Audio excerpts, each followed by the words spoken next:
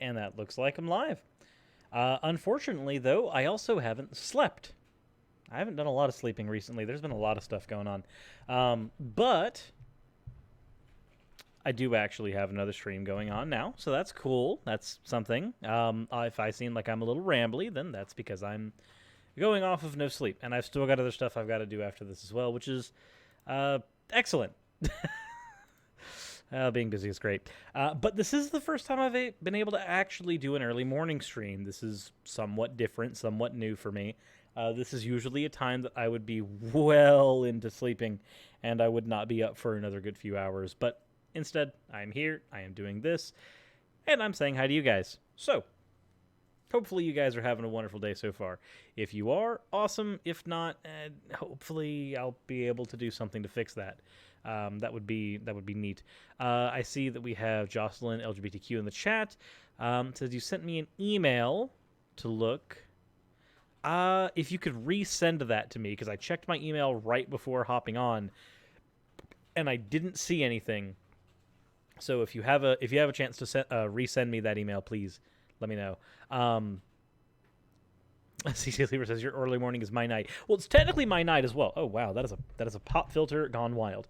No, it's my night as well, technically. Like, I know it's not night as in it's not night outside. It's definitely light outside.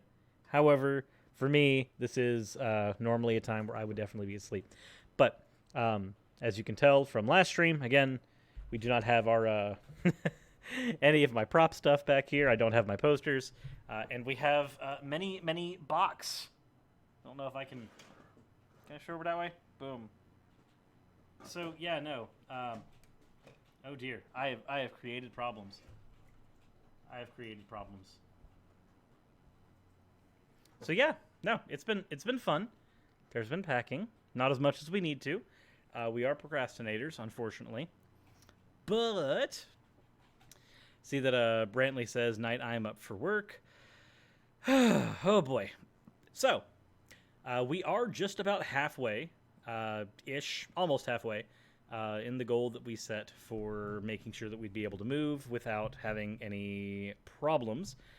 This is to cover bills and everything else that we have to close out on the way out, as well as making sure that we've got food and stuff when we move into the apartment, or not the apartment, but the house, because it's actually a house. That is the good news, is that we are halfway there. The bad news is that I have found out that while the floor is finally getting in, I believe the floor is getting into the house, by the time we get in, it will still essentially be kind of halfway done. So do expect that after the 20th, when I'm doing streams, that they are going to be coming from a very empty place that does not look like a finished house, because it's not going to be. It's not going to be finished yet, unfortunately. There's nothing that we can really do about that. The construction is going to be going on around us, which is also going to make streaming awkward. I know that right now my streaming times are a little weird because there's so much other stuff going on. They're still going to maintain being weird for a little while because I'm going to have to choose my streaming and recording times for times that the construction crews are not constantly pounding away around me. So if I'm having to record in the middle of their lunch break and edit while they're doing their stuff, that's just how it's going to have to be. Unlucky Block says, did you already talk about Make America Straight Again? Yes, I did. I actually have a full video on my channel about that. About it getting deleted. No. I have talked with Jimmy about that a little bit. We noticed that right after their video got deleted, they started popping up a bunch of the videos over and over again on other channels, smaller ones at least, kind of treating it a little bit like a Hydra. We cut off the one head and the other ones are coming back. So that's a bit of a problem. That's a bit of something that I'm not a huge fan of, but it's not really something you can avoid because they're not hitting the actual platforms of the people. However, I am going to be speaking about one of the people in charge of that whole Make America Straight Again campaign, Steven Anderson, because of course everybody wants to deal with good old Stevie Boy. Not really. Nobody wants to deal with good old Stevie Boy. Stevie Boy's a pain in the butt. Before we get into that, though, I recently learned how to green screen. I already knew how to green screen on my channel. However, I didn't know how to green screen in OBS. But now, I actually know how. Which is neat. So, that's a thing. I can also do this. which is also neat. So those are things that I might do every now and again. Just, if they get way too intrusive, let me know. But I just learned how to do them. I think it's neat, so I'm gonna do them. So that is the normal subscribe, smash, and Patreon thing that I normally show on my videos. They don't have their accompanying sound effects though, because when they show up on my videos, I'm able to actually insert my sound effects, because the swish of the hammer and the bang and the swish of things moving in and out, that's all stuff that I do on my end. I make those sound effects on my own, but it's a whole lot harder to use them in an actual thing like this. But yeah, no, that's cool. You know, the ring girl, the Patreon ring girl one, that is Raz's avatar. It is a chibi version of Raz's avatar showing the Patreon symbol, which is really neat. That one is courtesy of Gaelic Knox, as per usual. Their link to their Weebly for commissions and stuff like that is in the description below. As always, they are the one that provides the bulk of the artwork for the channel. The person who provides the rest of the artwork for the channel is, of course, Turning Tide Studios. Both of them are incredibly helpful, and without their help, this channel would not be where it is right now. In fact, actually, the hammer set that I have now for when I'm doing live streams was also created courtesy of Gaelic Knox. We have $20 SEK coming from Dreaming Clouds. Best wishes. Thank you very much for the gracious donation. Thank you a ton. All right.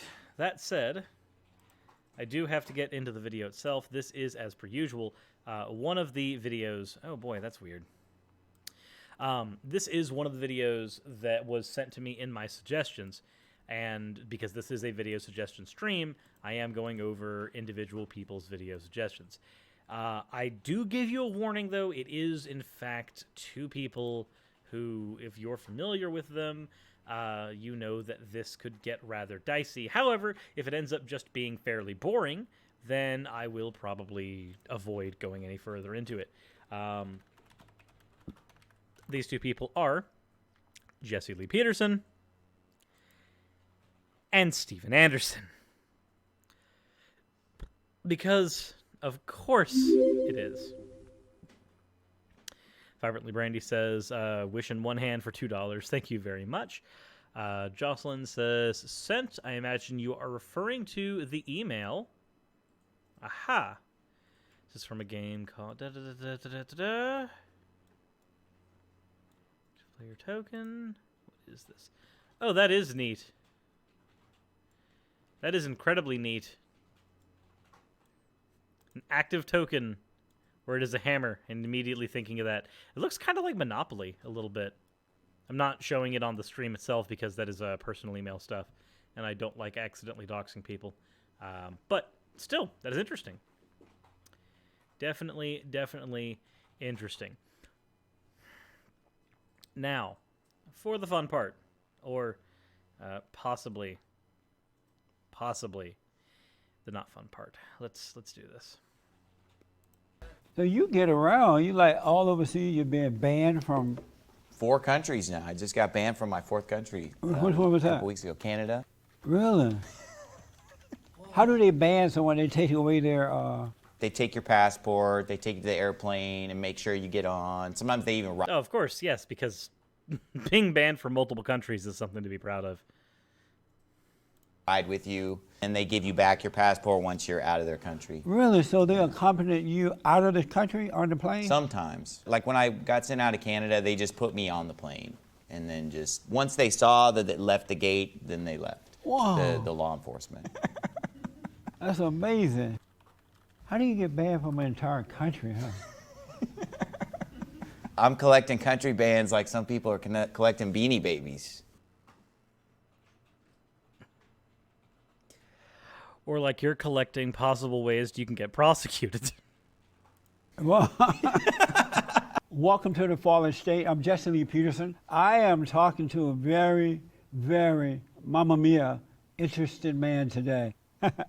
Pastor Steven Anderson is with me. He's the pastor of Faithful Word Baptist Church out of Tempe, Arizona. I haven't met a person like you since the old-time preachers used to preach. You're talking about the fire and brimstone ones there? I'd imagine so. I don't know. We'll see if there's anything that comes from this. And the tents and things like that, where they're just really calling it as they saw it. How did you become a preacher? Why did you become one? Well, I've actually wanted to be a preacher my entire life. My dad was an electrician. Really? Really? Because last I checked, you were a college dropout. And his dad was an electrician. Before that, there wasn't really a lot of electricity. But I didn't grow up in a preacher's home or anything, but I've just loved the Lord from a young age, and I wanted to be either a pastor. He's wanted to be a bigot his entire life, everybody. Not saying all pastors are bigots, but Steven Anderson's version of being a pastor is most certainly just textbook bigotry. Pastor or a missionary. Really? And why?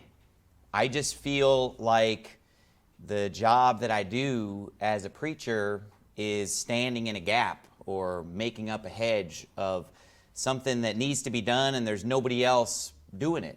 And so There's nobody else doing it. Nobody else doing it. Okay, cool. Da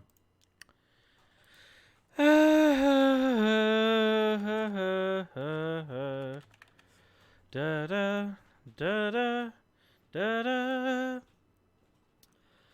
Okay, so there are currently about 45,000 churches in the United States. Right? Is that an accurate number? Yeah, that's about an accurate number. 45,000 churches in the United States, everybody. Each of these churches has at least one pastor. Some have more. The one my parents went to had more than one. 45,000, and you're standing in a gap that nobody else is standing in. That's what you think you're doing. Okay. I have some issues. Lots of issues, actually. Like, really? Like, seriously. If you are in... Also, thank you very much, Dreaming Clouds, for the 26 SEKs. I'm not sure what that actually is. I need to check here and see. That way I know what currency I'm referring to. Oh, Swedish krona. It's kronas. Okay, cool. Awesome. Now I know. Best was this is just how I say that. He sends 2 super chats, both to say best wishes. Well, they are both for Swedish kronas. Thank you very much. That is awesome. Thank you for the donations as usual, and thank everybody who has donated over PayPal to the PayPal pool that we are using in order to make sure that we can cover all of our expenses moving into the new house. So thank you guys very much. I don't think it can be said enough. Without you guys, this channel doesn't function. Like, I would just be talking at a wall. So, but again, if there's 45,000 churches in the United States, how are you possibly filling a void that nobody else is filling? That doesn't make any sense to me. were you called to be a preacher, or just you wanted to do it from a kid on? I would say I just volunteered. You know, I'm not one that emphasizes the idea of being called to preach. Right. You know, the Bible seems to indicate that if you desire that position and if you meet the qualifications, then it's kind of like, here am I, send me. But you are a different type of preacher that you see nowadays in America and probably around the world. Did you desire to become that type of a preacher? No, I saw myself as a kid, as a teenager, as a young adult, and even when I first started my church, I just saw myself as a Baptist preacher. Yeah, until you decided that you wanted to become a cult leader. Okay. I didn't see myself as some kind of a renegade or I'm going to start some new movement or something like that. Right. My desire was to just be a faithful Baptist preacher. A faithful Baptist preacher who tells people about how gay sex works by banging 2 screws together. That's the... I'll be honest, like this you would think... I know that there's 36 minutes in this video. There's a long ways I can go. But you would think that putting Jesse Lee Peterson and Steven Anderson together would at least have some type of entertainment value. But currently, I'm just sitting here making pot shots because there's really nothing of substance being said. And I felt like a lot of preachers were not preaching the whole Word of God, so I wanted to stand up and preach the Bible. And when I first started the church 12 years ago, I never envisioned, the sermons being on YouTube. Or there was no YouTube at that time. So you were raised by your father and mother, right? Yes. And were they Christians? Yes. My parents both got saved around the time that they were like 10 years old. And they were Baptist, and they raised me in an independent Baptist home. And they were not super zealous as far as being very, Unlike you. very involved in church, but they were definitely faithful church members. They were definitely godly parents. And what does your parents think about the... Is anybody in the chat okay with me double speeding this video? Because there's a whole lot of nothing being said so far, and I really don't want to bore you guys. And currently, I'm getting a little bored with what they're saying. It's not that I'm sitting here going, I want them to say something radical. I want them to say something inflammatory. It's that I'm literally just watching two people I can't stand basically just have a drink together. And it's... Yeah, no. We're going to play back speed it. Thank you, guys. type of preacher you are? Oh, my parents love it. They're proud of me. They listen to a lot of my sermons. My dad listens to a lot of my sermons. My mom listens to all my sermons. And they both go to a church that's pastored by a man that I trained and mentored. You're married with 10 children? Oh, God, that's not what I meant to do. Well, the 10th is coming in January. So I have 9 right now, and the 10th is on. Oh, this must be... Yeah, this is from 2 years ago. He's had more kids since then. That's amazing. So you like making babies and preaching, huh? Yeah, I mean, that sounds like the title of my life story, maybe. Yeah, I like the fact that you're making babies. We need more white babies. There it is. There it is. I've made the point before that Jesse Lee Peterson is an ethnostatist. He's also a white nationalist. And it's because of stuff like that that my channel's been kind of like moving into kind of a politics-ish direction, like almost like a bread to be type of thing. Because when I hear stuff like that, I realize that people who are influential on the religious front influence politics a hell of a lot. And so these things end up being very, very intertwined. And it sucks because politics is incredibly divisive, and I recognize that by talking about it, I can end up dividing my audience. Hopefully, my method won't be terribly inflammatory, so even if you disagree with me, we can at least have a discussion from there. But listening to stuff like this, I know that we've at least gotten to the white supremacy part.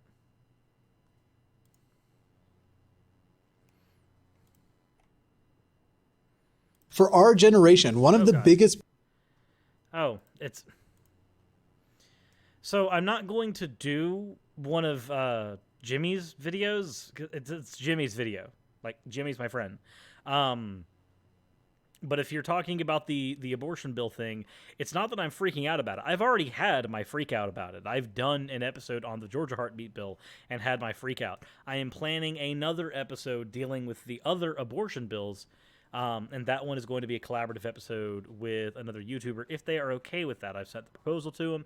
If they agree, then I'll have it with them. If they don't agree, then I will figure something else out, but I will still be having that episode regardless. So, that is one that I am going to be doing. So don't worry, that's coming and it's happening. Yeah, I'm one of the few white people that's cranking out babies. Right. Have you noticed that white people, especially white women, are having abortions now? They're not having babies anymore. Mm-hmm. Have you... What? Yeah, I'm one of the few white people that's cranking out babies. Right. Have you noticed that white people, especially white women, are having abortions now? They're not having babies anymore. Mm-hmm. White people are... What?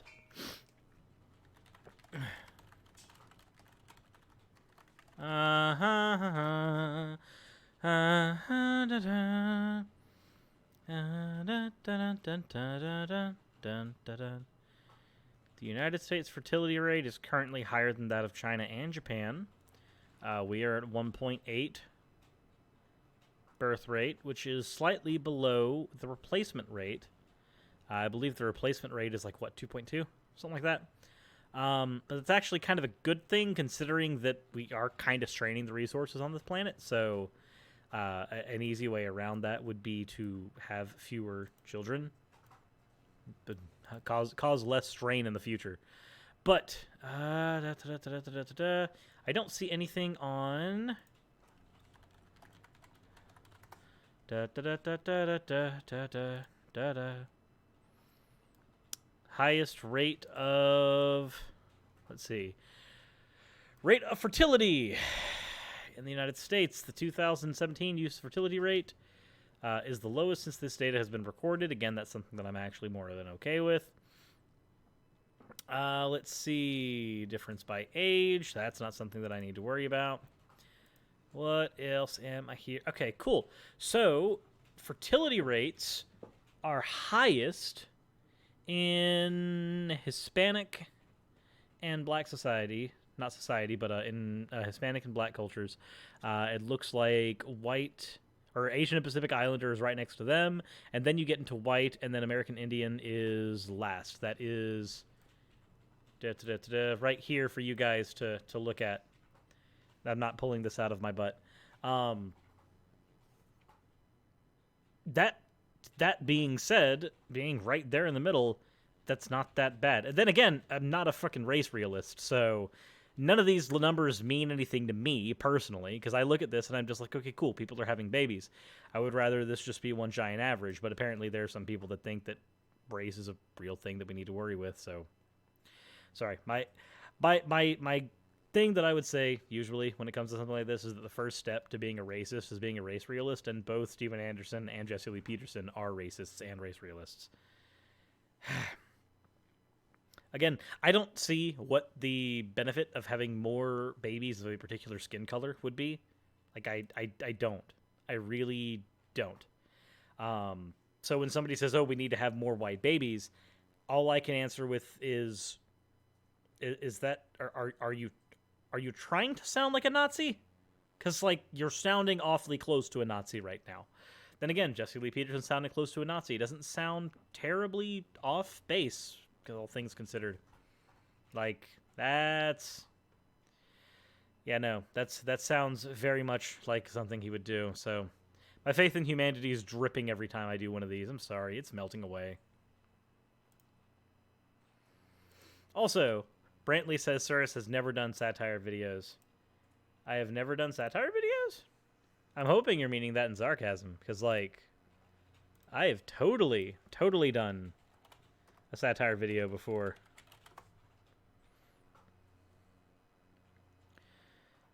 Dup. Boom. Or if people had more time, energy, and whatnot to do so, they definitely help too. Unfortunately, wage slavery demands you earn your boss money. Yeah. No, I get it. But so 7.6 billion people and roughly 83 million new people each year. How long would it take till we mass out?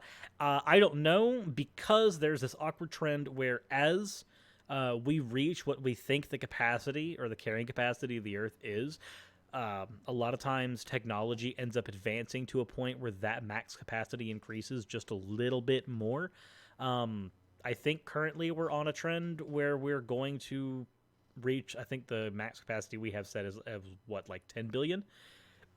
So, yeah, no. Nope, even peanut butter is serious to service. I mean, there's always the emasculated Avatar episode. Anytime someone wants to say that I've never engaged in parody, I can just be like, hey, what about that one? Ah! That's loud. I tried to pause it in time. I'm so sorry, guys. Given the CO2 levels in the atmosphere are beyond anything in past human existence, yeah. Illusionist says, I mean, that's all capitalist, but sorry to hear yours is particularly bad. That's for a different conversation. The peanut butter debate was... I mean, I took the peanut butter debate pretty seriously. I went in with a bunch of notes and research. Like, I recognize that even though it was satire, I went into the peanut butter debate with everything that I would have brought into a real debate. I played the straight man of that debate. So, yeah, no, that's a thing that I've done. As far as headphone user here, ow. You know, I'm sorry. That was not my intention. I did not mean for that to happen. I was hoping that wouldn't happen. But like, anytime somebody wants to know whether or not I've done parody videos before, I mean, there there was always this one.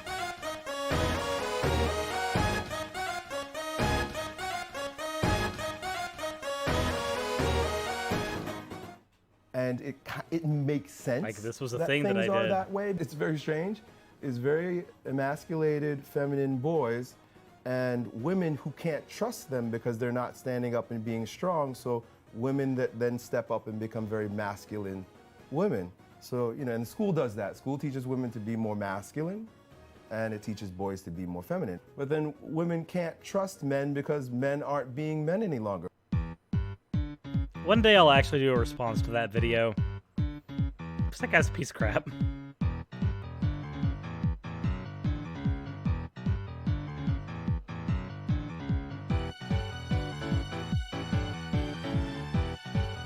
I have never engaged in parody before.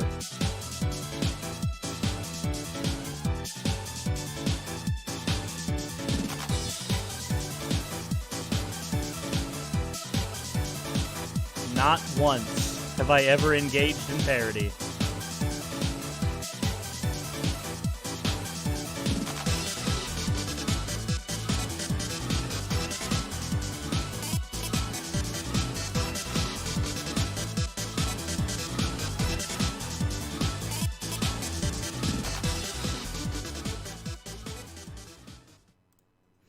So, there's a question in the chat. Would I ever do a response to Shapiro or Crowley? As I move into, like, some more political... Yes? So I just wanted to let you know that Glitch pointed out a really, really fantastical thing, and that was Adam was just a golem spell. And, Yes. God is a total answer. Anyway... yeah, no, the thing for Adam was literally a Jewish golem spell. That's where that comes in the old Jewish mythos. Brantley says, see it had a philosophy. He said it himself. Never. Illusionist does say they'd enjoy Femsurus, but I think that's a bit out of reach. Yeah, no, I am not trans, so you're not going to see Femsurus in reality. I'm sorry. That's just I am cis, and I'm very comfortable being cis. So, I'm sorry to disappoint anybody. But, that said, Unlike a Blocks does say, would you ever do a response to Shapiro or Crowley? I'm assuming you mean Crowder, like Steven Crowder.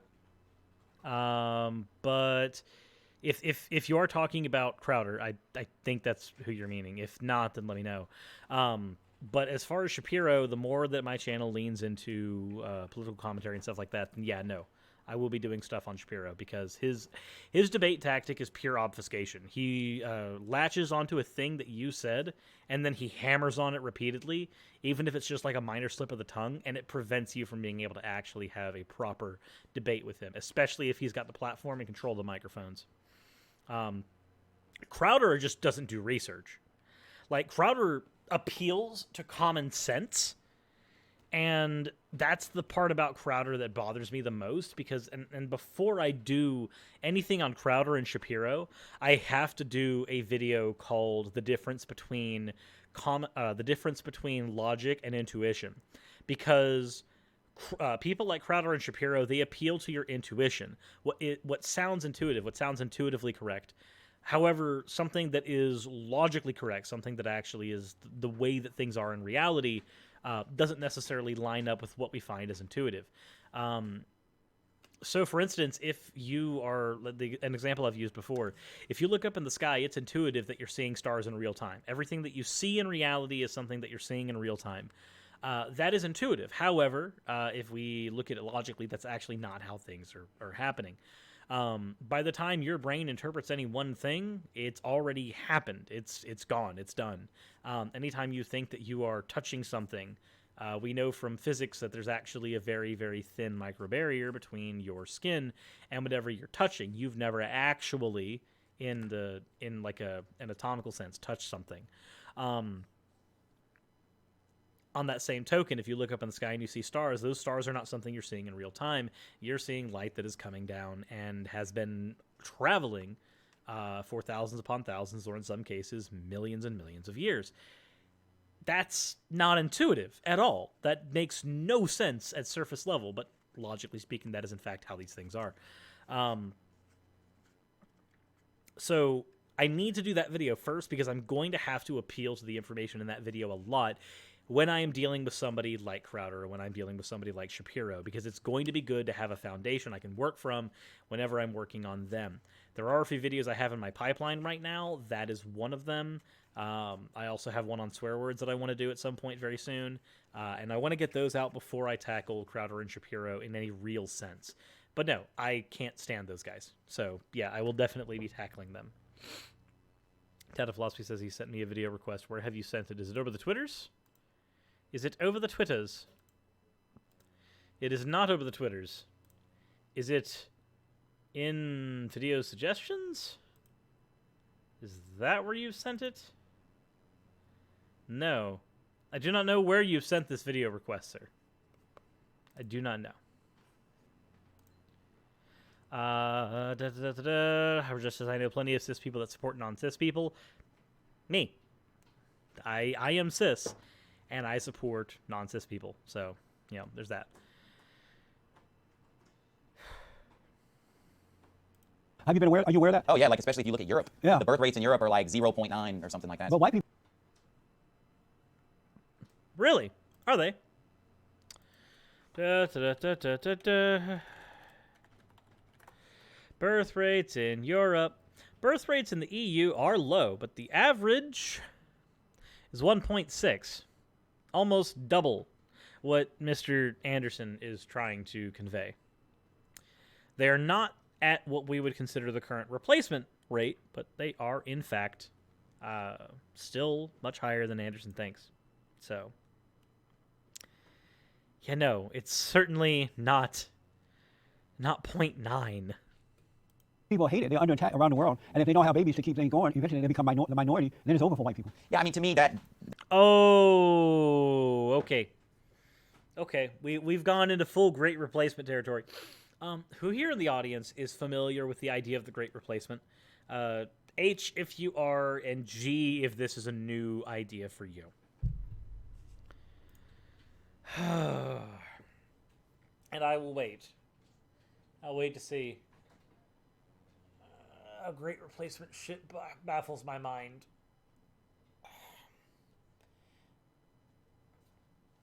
H, we have a couple of G's. Okay, cool. So, the Great Replacement. Banana Jr. says, wait, what? Cringing intensifies. Yeah, no, this is very cringy. The Great Replacement is an idea. It's basically a white supremacist idea. It's from a manifesto.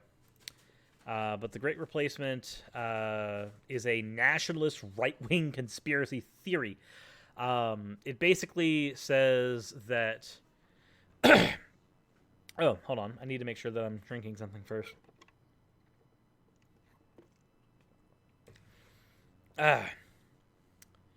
So, the Great Replacement was a response to Muslims in France that they thought would be a potential danger to the destruction of French culture. A lot of far-right groups in Austria, the United States, Netherlands, and of course its country of origin, got influenced by this idea of the Great Replacement, where they thought that everyone was going to be replaced by Muslims. The theory began 1970s. It's an old for me. I wasn't alive in the 70s, so, you know, old for me, but it began around the 70s, and it essentially says that other nationalities, in its case, it was specifically focusing on Muslims, were going to replace the entire white population through a combination of something that they call white genocide and inbreeding. Inbreeding, of course, means that the baby that comes out would not be white, but would be white mixed with brown, and therefore would no longer be pure blood. If this sounds racist as fuck, yes, it is. This is incredibly fucking racist. the influence of the Great Replacement, the Great Replacement thing, it has influenced a lot of thinkers. Like, it's not just nationalists in France that have used it, although there is a particular nationalist in France who some of you might be familiar with, who believes in the Great Replacement, of course. Also, Glitch in the chat says that his blood is Yakult because he's a degenerate. But it sounds racist as fuck. No, this is a situation where if it quacks like a duck and looks like a duck, it is a duck. If it sounds racist and it looks racist on paper, it is really fucking racist. They are...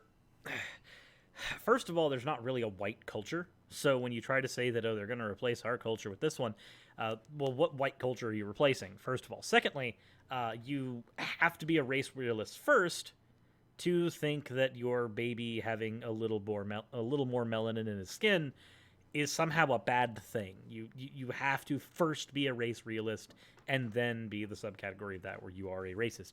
So yeah, no.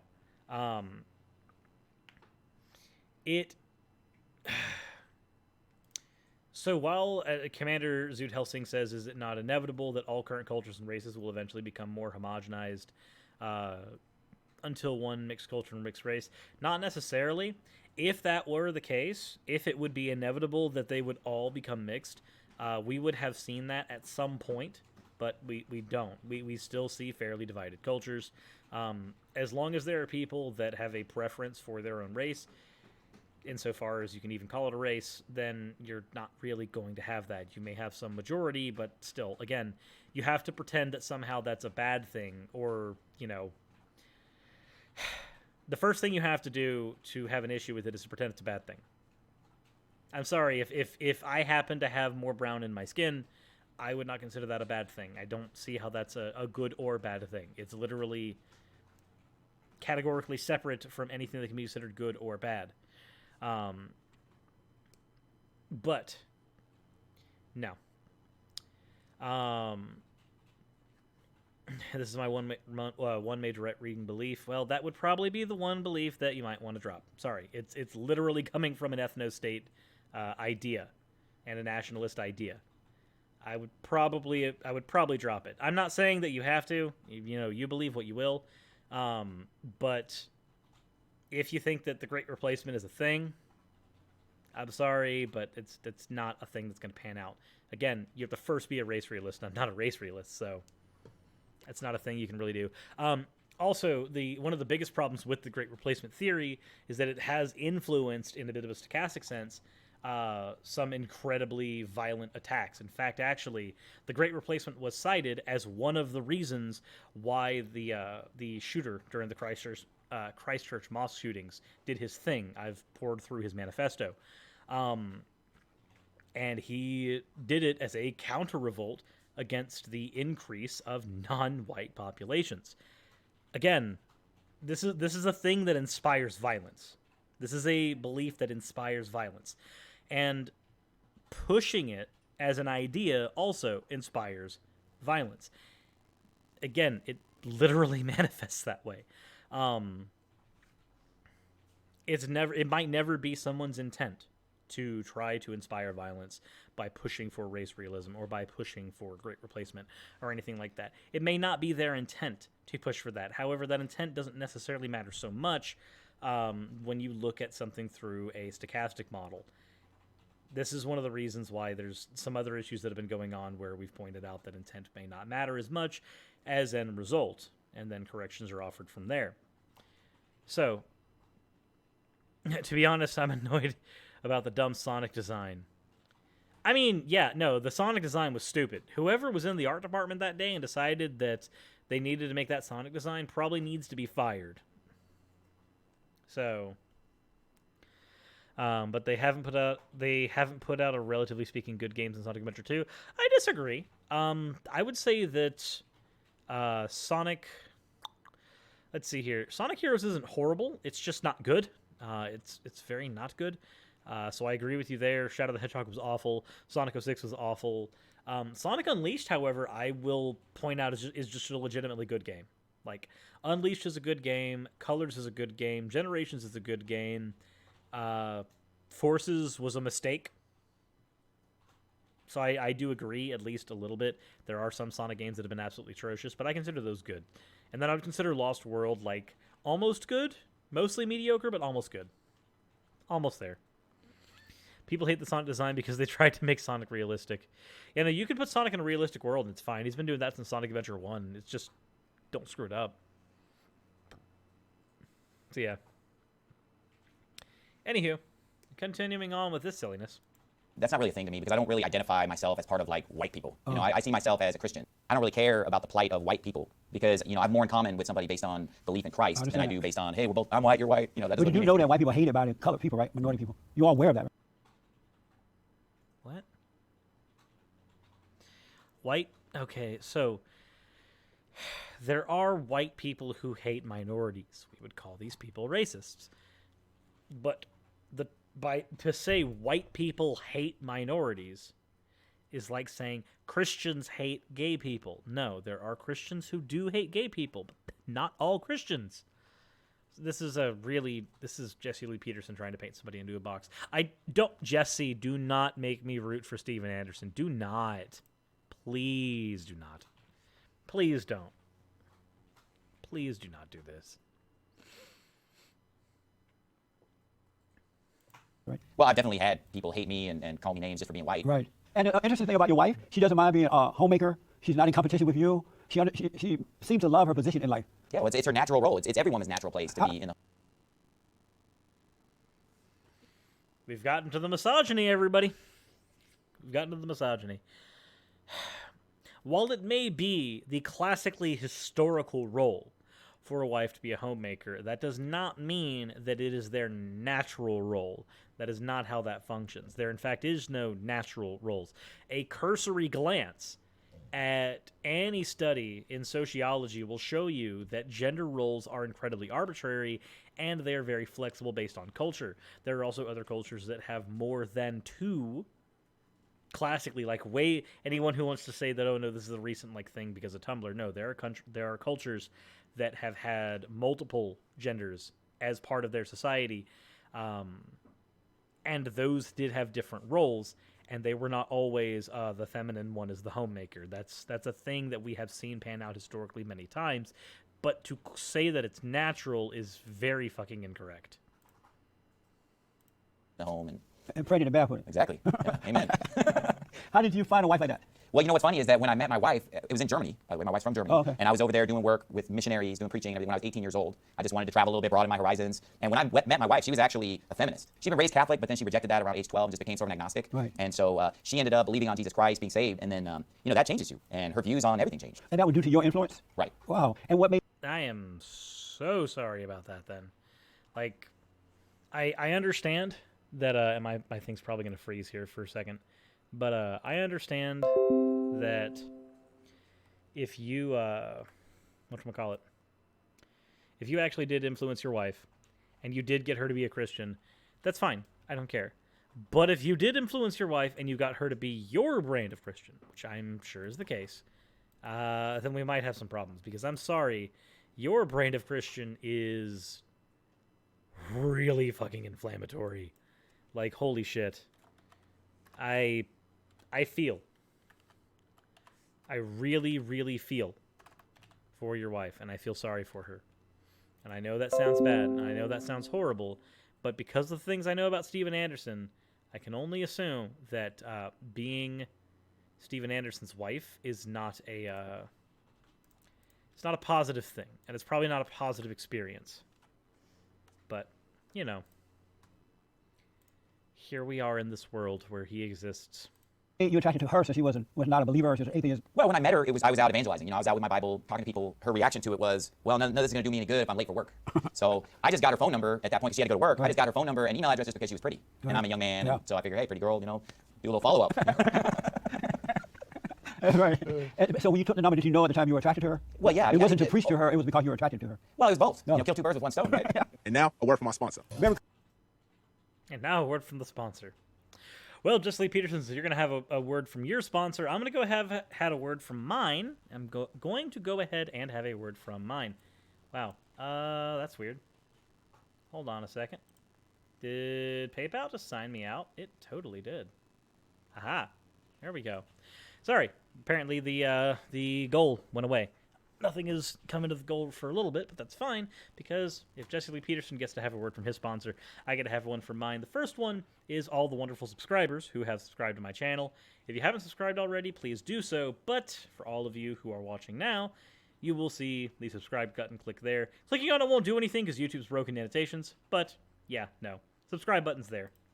Also, the actual sponsors of the channel, because I don't actually have anybody sponsoring me, outside of my wonderful patrons. So anybody who is in my Patreon list, thank you very much. All of you keep the channel going. And of course, the people who have donated here on this video so far, and the last two that I've done on this while we are trying to work towards getting everything ready to move into the house. But you guys are awesome, and there is the Patreon slide for everybody. Not that it's clickable, it's just there and fun. Sorry, just Lee Peterson gets to have a word from his sponsors. I get to have a word from mine. Anderson has 9 kids. Oh no, he's got way more than 9 kids now. I think he's closer to like 13. 11? Okay, it's 11 now. But oh boy. I feel bad. Verlin says, how long till you move? 2 days. We move in 2 days. We move on the 20th.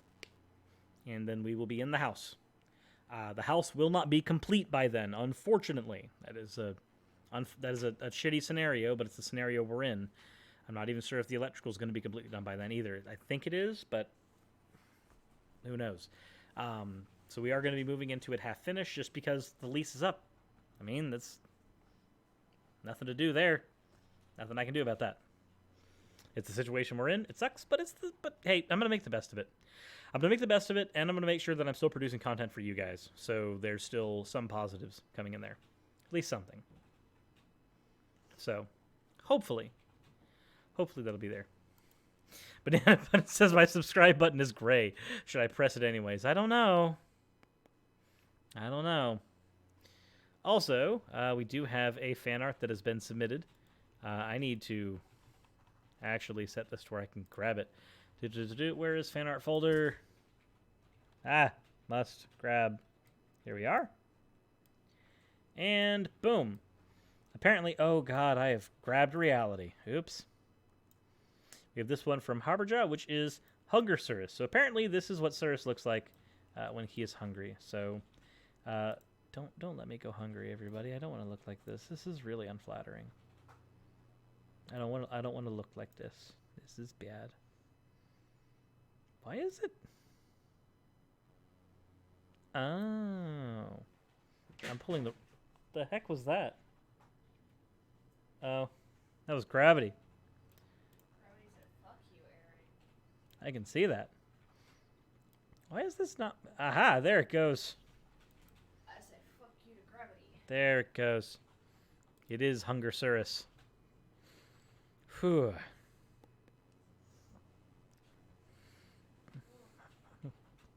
But I'm not doing a Star Wars video right now. It's not as far as I know. And that's out of philosophy says. Blue Rose says, well, if you only have sex to procreate, you've got to have a lot of kids. Yeah. Yeah, pretty much. Quiverful movement. Christmas, everybody. Troll your liberal family members by getting them our brand new Faithless State t-shirts. On the front, it says, the Faithless State. On the back, it says, that's amazing. And don't forget...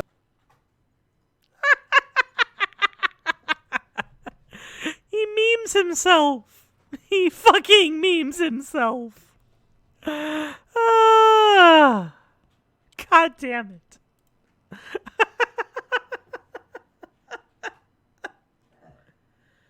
Oh my god, he memes the fuck out of himself.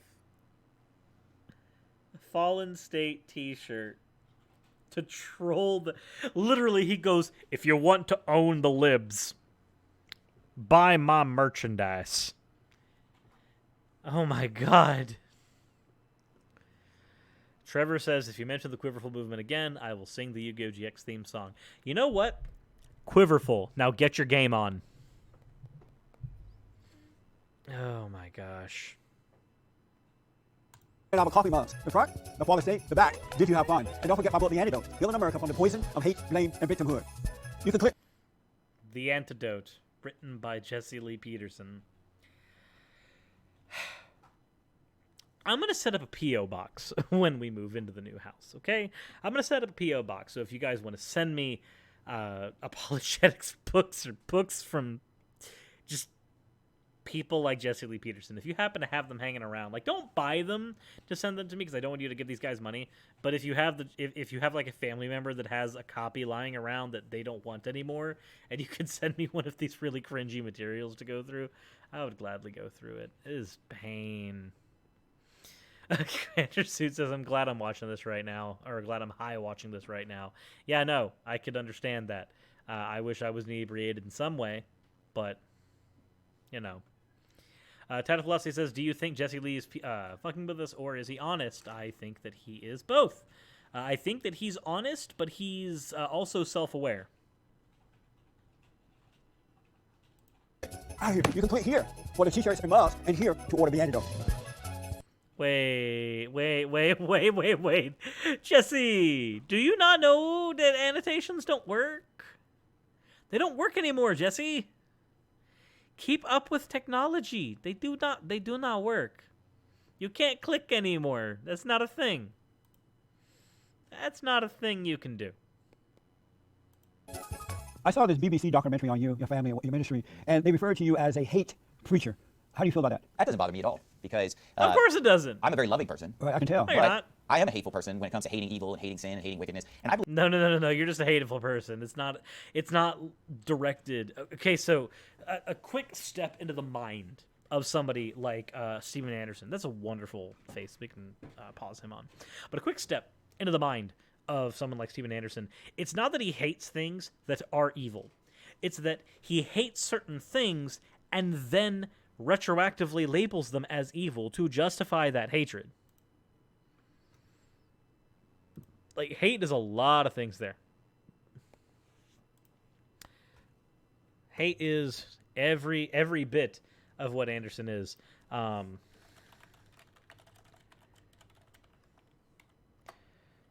So, yeah, no. But we'll continue. Continue. He says he'll activate his trap card. Oh, God, no. That's copyrighted. We're not doing that.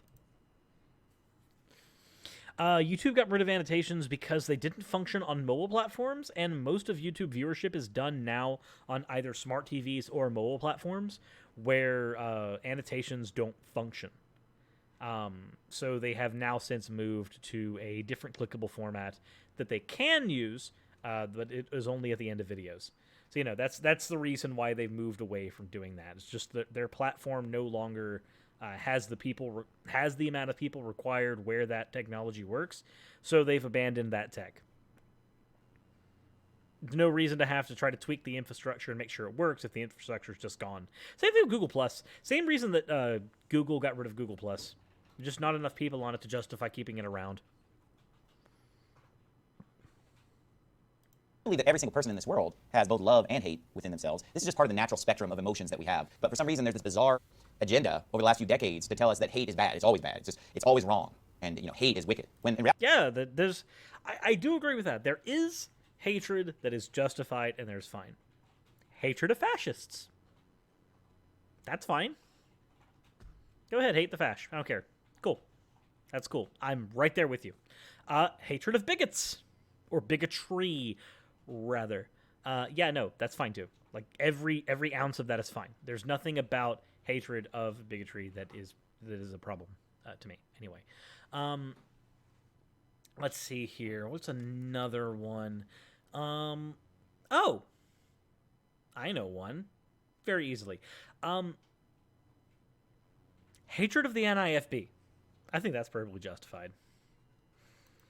Like, no, hatred is not necessarily a bad thing. Hatred is a bad emotion that you aim at something, and if that thing is in fact bad, then yeah, no, at least here me and Anderson agree. However, he likes to hate things that are not harmful at all, like people being gay, and I would prefer to hate things that actually are a detriment to society. Like Anderson. The Bible says there's a time to love and a time to hate. So do you mean the spirit of hate, or just discerning not to accept evil as good? Well, I would say this. Anger, for example, is something that has its place. Okay, but we don't want to be an angry person, because the Bible says anger resteth in the bosom of fools. Yes. And make no friendship with an angry man. So we don't want to just be angry people in general or just hateful people in general. Right. But there's a time where anger is appropriate and there's a time where hatred is appropriate. Do you have a spirit of anger? Well, I don't know what you mean by the spirit of anger. Do you believe that anger is a spirit? No. You don't? No, I don't. It's not. But if it's not a spirit, why does it make you do the things you don't want to do? Wait. Jesse, are you really going to call a spirit like any neurological phenomenon that causes you to act disproportionately to what you would prefer? Like, that doesn't have to be a spirit. And in fact, even Thomas Aquinas would disagree with you. And that's where a lot of your ideas behind spirits come from. Like, no, that's not a... Stop. Bad. It depends on what you mean by spirit, I guess, because sometimes people use the word spirit to mean like an attitude. No, I mean. And then sometimes a identity. spirit would be like a spirit as in like an angel or a demon, that kind of spirit. Right. What are we talking about? Well, an evil spirit, the nature of Satan. And that's why God said we must be born again. We got to overcome that spirit before we can enter into the kingdom of heaven, because there's no love in it. What's to say God is angry with the wicked every day? But not like that, though. Not with that spirit. He has discernment about it. I mean, he's very angry. Because I mean, think about hell, right? I mean, hell is the ultimate manifestation of God's anger and hatred. But every human being who has anger is living in hell. Is there a person on this planet that doesn't have any anger? You have no anger. I have none. I had it, Okay. but he took it away from me because I forgave my parents. Jesse Lee Peterson hates himself more than anyone I've seen on the planet. I'm sorry. He has this anger and this hatred, but he has internalized it. First, when I forgave them, he forgave me and took that spirit away. So I literally have no anger. I don't have a spirit. I have discernment. I don't accept good as evil as good. I call it out, but I have no feelings about it at all. I certainly cannot say the same thing. I do have anger. Right. And, you know, I'm in general, if you spend time with me, you would see that I'm a very happy person, very joyful person, and I don't spend a lot of time angry. But a lot of times, if you watch my preaching, there's anger. I've seen it. Let me tell you something. I'm sick of it, and I'm not going to back down, and I'm sick of people not backing me up on this. And you know what? If you're not going to back us up, then get out of here. We don't need your help. You know what? We have hundreds of people here that will not compromise, and if you're not one of them, then get out. You said that. I'm going to be a dick. I'm going to be a total dick right now. Can I be an ass? Can I be an ass to Steven Anderson, please? Is that a thing I can do? Let me know. Let me know in the chat. Can I be a dick, please? Please? Just, I don't know. H if I could be an asshole to Steven Anderson right now. H if I could be an asshole. Oh no, not. I'll grant that he's got hundreds in there. Cool, I'll do that. That's fine. Doesn't bother me. No. Steve Anderson having hundreds of viewers. Cool, that's fine. That's fine. Okay, looks like we've got a bunch of H's in the chat. Okay, so I recognize that my channel is not the biggest platform out there. It's actually rather small. If you think about it, not even if you think about it, it just is rather small. However. I'm sorry, Mr. Anderson, but you've got hundreds of people, and you're so happy about that, and you are incredibly gung-ho about the amount of people you've been able to pull to the side of being hateful bigots, essentially. And you know what? That's cool. That's cool. If you want to be incredibly happy about that, I'm not going to take that away from you. No, I'm going to do something a little different than take that away from you.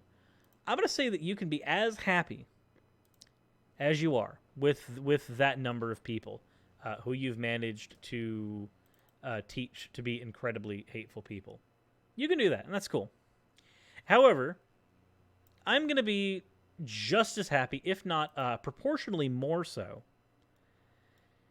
that somehow I've managed to get almost 16,000 people to listen to me. One of us is talking to hundreds of people, Mr. Anderson. The other of us is apparently talking to a few thousand. And if I don't mean to punch down at you. And I also don't mean to discourage any other creators that are smaller, because, of course, I've been there. Aha! I lost a subscriber! Excellent! That number has been lowered.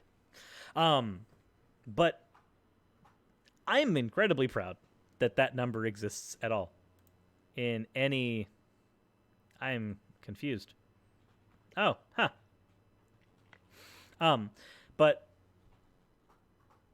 And somehow that number just went back up. Live subscriber counts, everybody. It's the fastest way to troll me.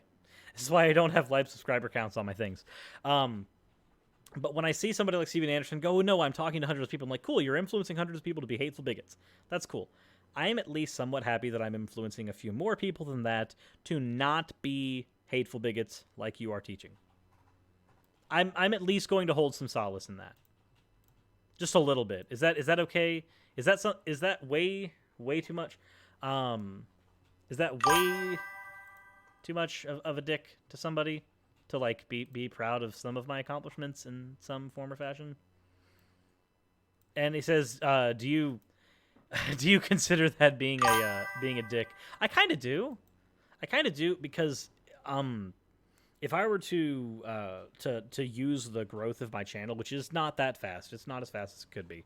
There are people like Tata Philosophy just subscribed. Oh, you unsubbed and subbed. I know you did. Don't even.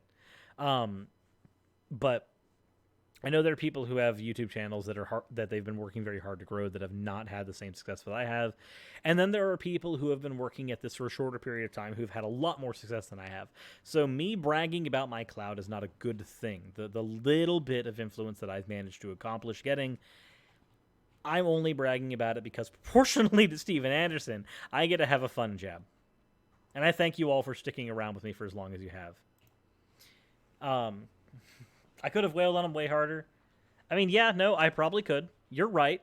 However, because the nature of that insult required me bragging about myself a little bit, it felt really, really awkward, and I didn't like doing it. So, I didn't want to do that. You would never allow homosexuals into your church. Right. And that's true. You would never allow homosexuals in your church. And why not? Because of the fact that they are dangerous predators. They're pedophiles, and there are lots of children in our church, and I wouldn't want to endanger the church, endanger the children by bringing these dangerous predators into the church. Wait. And that's true. You would never allow homosexuals in your church. And why not? Because of the fact that they are dangerous predators. They're pedophiles, and...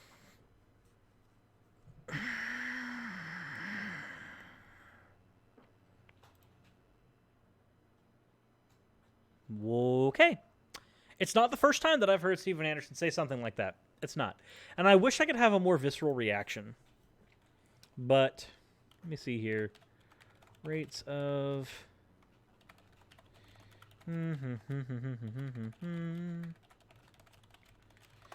I need to see if this statistics works. If this statistics works. That's not a thing.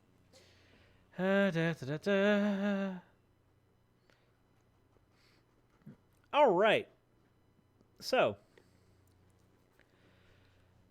it seems to me that according to this abstract, which could be right, could be wrong, I think this would be a good time to be an asshole to Steven Anderson. I'm doing just a tiny bit of research real quick. Just a tiny bit of research. Is this right? Approximately 11 once. Just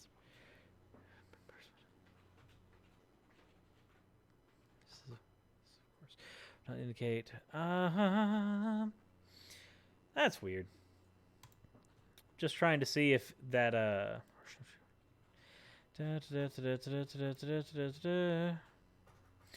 I don't want to actually do all this research while doing this, especially because this is just an abstract. The rest of this seems to be behind a paywall, I believe. Is that correct? It says, I have a tiny channel, but I don't mind you bragging about having a bigger channel than Anderson. We're on the same side, working together anyways. Fair. I do not see... The present study investigated whether the etiology of preferred partner sex among pedophiles is related to the etiology of preferred partner sex among males preferring male partners. Using phallometric test sensitivities to calculate the proportion of true pedophiles among various groups of sex offenders against children, and taking into consideration the previously reported mean numbers of victims per offender group, the ratio of heterosexual and homosexual pedophiles was calculated to be approximately 11-1. This suggests that the resulting proportion of true pedophiles amongst persons with homosexual erotic development is greater than that of persons who develop heterosexuality. This, of course, does not indicate that androphilic males have a greater propensity to offend against children. So even when the numbers are in Anderson's favor, the study doesn't actually conclude that there is actually a higher propensity of this, just that in some cases those numbers pan out. So while Anderson may be somewhat correct, like this is the same thing that happened when Anderson tried to make his case against AIDS. Even if the numbers that he's using are somewhat correct, it does not mean that his conclusions can be panned out from there. So there being a higher propensity, at least according to this one study that I'm looking at, which I will link just so you guys know that I am not screwing up. Check out the Unpaywall app to get legal free access. Oh my God, that is amazing. Thank you. I will have to get that app. No, the amount of times that I have slammed my head into paywalled research and had to try to find some other way to get that research is mind-boggling. Thank you. Though that helps. That helps out a lot. So this is a situation where, like, when somebody like Mike Winger or Steven Anderson tries to say that there's a propensity for harm or propensity for getting STIs or anything in the homosexual community, the numbers seem to be on their side. However, almost everybody that writes out their conclusions with these studies says that this does not mean this does not mean that. It usually does not mean the thing that Winger or Anderson are trying to say. Said it's an add-on to Chrome or Firefox. That is the thing that I will have to do. If it's an add-on to Chrome, I will have to get it, because I'm sorry, the amount of times that I've hit paywalls when trying to do research, it sucks. But I want to give as accurate information as I can to you guys. It helps a lot not having to hit paywalls. It really does. Not gonna lie. But no, seeing this stuff makes me mad, because it's a misappropriation of statistics in order to try to say that, look, everybody, the numbers are right. That means, and this is me speaking as Steven Anderson, by the way, just so you guys know, flag, this is me parodying Steven Anderson. That way, if one of you assholes try to sound clip me, I at least have this here for context. But this is basically Anderson going, look, everyone, the numbers are in my favor. All homosexuals are pedophiles. Like, no, that's not what that means. Even if Anderson wants to pretend that that's what it means. But it's not. And there are lots of children in our church, and I wouldn't want to endanger the church. You wouldn't be endangering them at all, dude. Literally, there's... Again, those numbers do not... And it even says in this study itself from the United States Library of Medicine that it does not indicate that those people have a higher propensity to offend against children. It says that in that study that I'm sure you would have to appeal to come to this conclusion. But of course, you know, this is Anderson we're talking about, and doing due diligence research is something he doesn't understand. Danger the children by bringing these dangerous predators into the church. And are you talking about open homosexuals who are open about it, or because I'm sure there are people sitting in your church who are attracted to the same sex, but they don't know how to overcome it, they don't like it, so they're trying to hide it and hope to get over it. What type of homosexuals are you referring to? I'm referring to any homosexuals. Now, obviously, not everybody's wearing a sign that says Right. I'm a homosexual. So Right. could there be homosexuals that could come into the church without me knowing it? Of course. But I would never knowingly allow homosexuals into the church. What would you do? He would never knowingly allow them into the church. This is the same type of thinking that gets you to the Make America Straight Again campaign, which is something that Anderson has been pushing out. Let you know.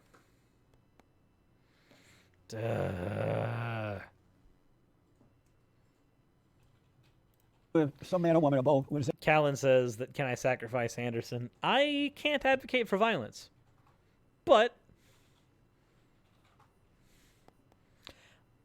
I'm not saying that there isn't at least a God that a sacrifice of Anderson wouldn't appeal to. say to you, Pastor, I am dealing with that spirit, and I want to overcome it. I know that is wrong. Would you throw them out, or would you help them? I've never had anybody say that to me. They're probably afraid to. They ought to be afraid to. But so if they should do that, would you throw them out, though? Well, it would depend. I would question them a little bit further to figure out what's going on. And here's why. Because I do believe that there are people that are just confused. Right. And they're not necessarily. You do believe there are people that are just confused. I mean, yes, there are people who are confused about their sexuality, but usually when they are confused about their sexuality, what we find is that they have been in an incredibly sexually repressed culture of some kind, whether that be the culture of their country or the culture of the society directly around them, or just the one of their household. And usually, when this person is sexually repressed, they have not had the ability to explore and figure out what their sexuality actually is. They don't know, and they've not been allowed to think about it. That's when you get confusion, and you breed that environment, Steven Anderson. You literally breathe it.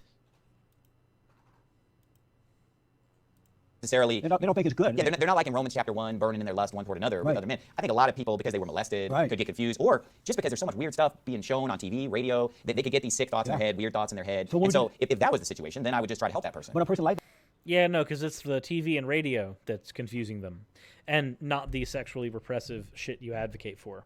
Right. No, yeah, yeah, no, this ain't it, Chief. Sorry. that would be afraid to come and tell you about it, especially if they're a member of your church, for fear of being thrown out or some type of reaction. Right, but my goal is not to have this persona or image of just, hey, anybody can just come to me and tell me that you're homosexual because I'm just the coolest, easiest going guy. You know, when Samuel came into town in the Old Testament, the Bible says they trembled before Samuel. So you want people to tremble before you. That's what you want. Oh, boy. You know, people should have a healthy fear of the preacher. Right. And to People should have a healthy If you have a fear of your preacher,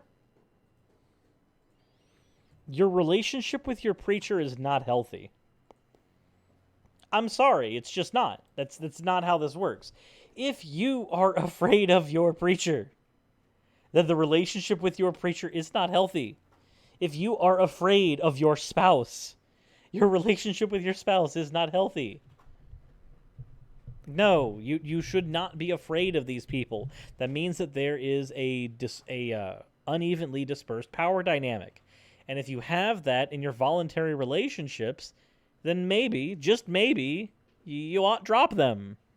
to think, you know, if I go up and tell Pastor Anderson that I'm looking at other dudes, he's not going to think that, he's not going to like that. But are you concerned about those who know looking at dudes are wrong, but they want to get over, they really like the way you preach, Yeah. they're in your church? What are they supposed to do? Well, here's why I'm not concerned about it is because they don't need to come talk to me to fix that. I don't see why talking to me is going to help that. What should they do? Well, they can listen to the preaching that I've done on that subject. Oh, I see. And here's the thing. They can listen to how much you hate them, and that might change their mind. Really.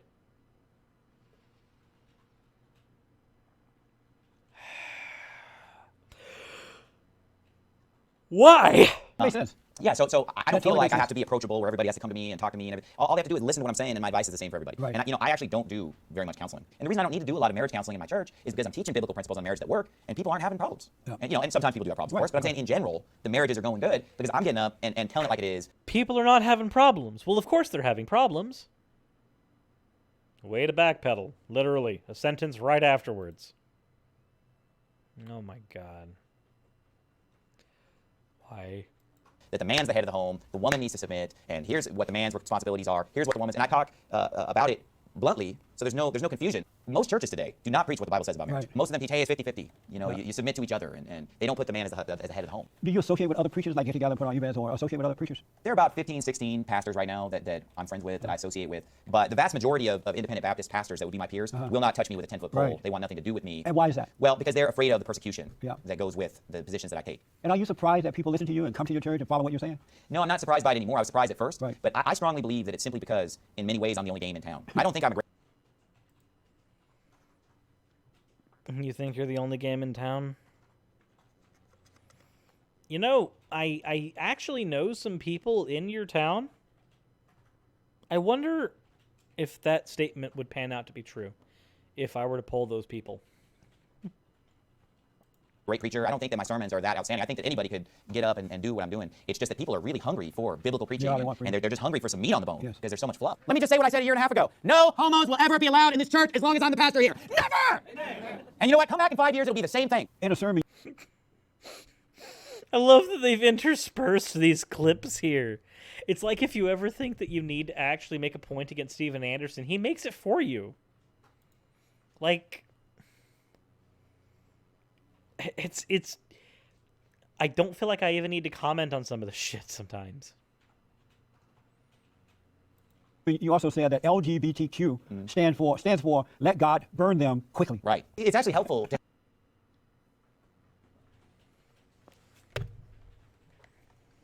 Stream's over, everybody. No. This is why people don't want to touch you with a 10-foot pole. Nope. Nope. Nope. Just... Okay.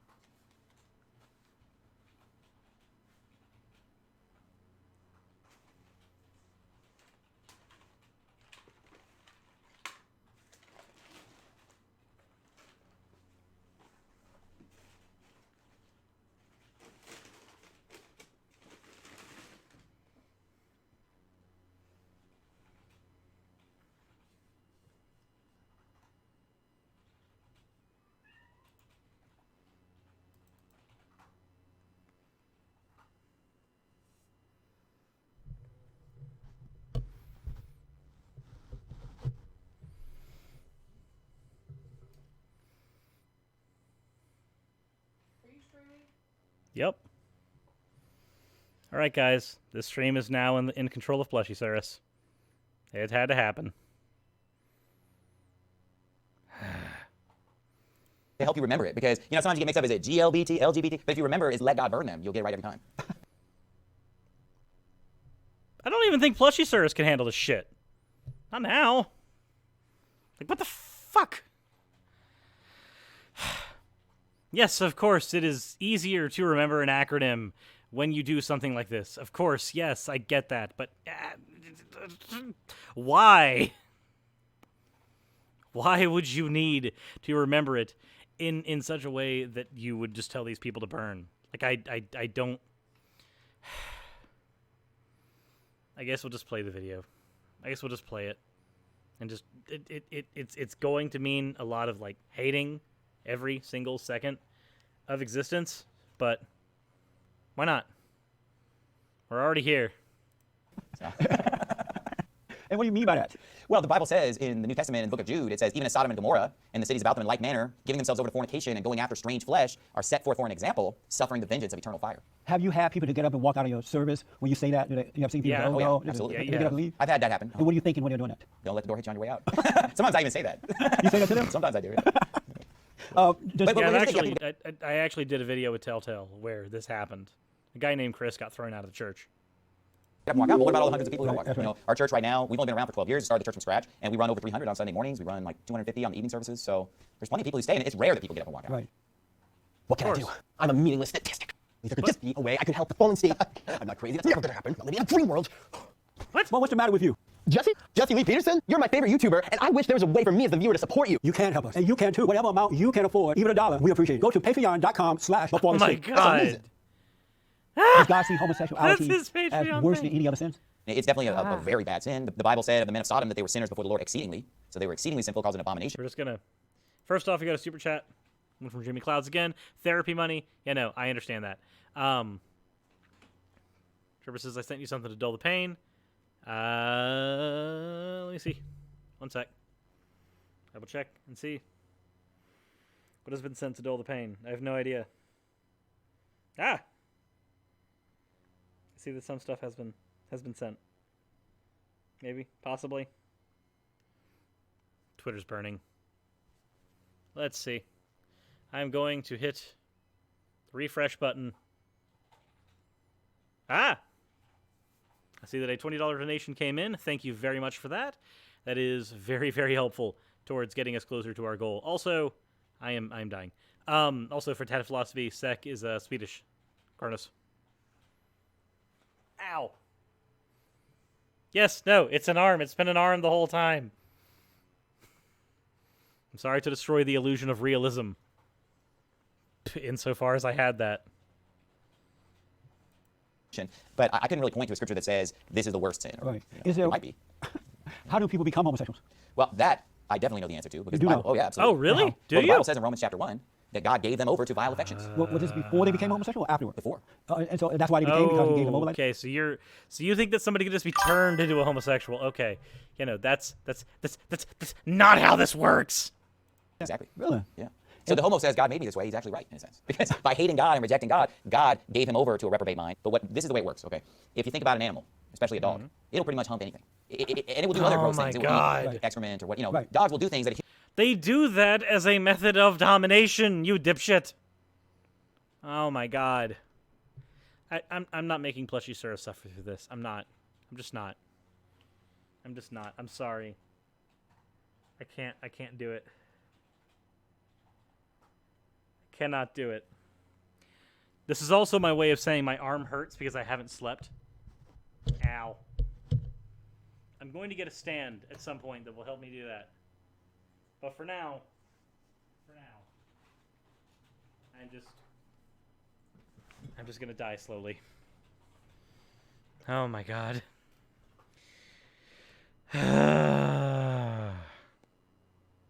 Why? Why is this a thing? Why is this a thing that I have to deal with? Why do I share a planet with these people? human would not do. Right. Because we, human beings, we have limitations on what we'll do, Right. instinctual limitations. Well, one of those is that we have zero desire to be with other men or to be with animals or to be with children because we're human beings and that's repugnant to us. But when a person becomes what the Bible calls a reprobate, where they hate God, reject God, and he gives them over to a reprobate mind, it's sort of like he just removes that limiter from them. I see. Like that limitation that normal people would have, that certain things would gross them out, and that other things would just be so wicked you wouldn't even think about doing them. They're so evil and so horrible. But all human beings would do that in the fallen state, right? They find themselves doing things that a human being who overcome the fallen state would never do. Because in that fallen state, we are like animals. The animal, we act and think and act like animals. We just out of I'm dying a little. I'm dying a little. control. Is that right? Well, no, because I don't believe that all of us in our fallen state would ever be tempted to be with another man. Well, not necessarily that, but other things. Oh boy, so God can turn anybody into a homosexual except Pastor Steven Anderson and Jesse Lee Peterson. They, of course, could not be turned into homosexuals. But those other people could. Like, you know, I wish I could come at this with something other than just pure, like, exacerbation. But that's all I've got. I'm tired, and looking at this, just listening to this, makes me sad. Sins too, other things. Other sins, sure. Yeah. But the thing about it is that, if I'm driving down the road and I see a billboard with some bikini babe on it, the temptation is to look at that. Right. Because of the lust of the eye. That's part of my sin nature as a human being. Right, right. But if I'm driving down the road and there's some dude in his underwear on a billboard, I don't have to sit there and say, I got to look. Yeah, you know why that is, Mr. Anderson? That's because you're a heterosexual, as far as we can tell. I'm sure that actually is being put into question by several people. But, you're not a secret homosexual or anything. Steven Anderson is not a secret homosexual. Would that be considered a dog whistle for Mr. Atheist fans? Probably. But, look, if you're heterosexual, then you might not feel that temptation. So oh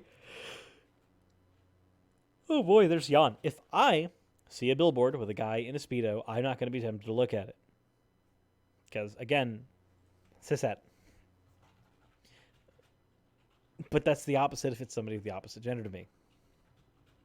So, that's not because God hasn't given you over to homosexuality. It's just because you are not yourself a homosexual. Or at least you don't claim to be one. Look away here, because it's not even a temptation Right. to any normal person. And here's what's interesting. The world, they recognize that there's a difference between homosexuals and the rest of us. Right. And they've come up with the explanation that they're born that way. However, there's no evidence for that. There's no science. Right, they're not born that there's no genetics. There's nothing they can point to. But they... Really?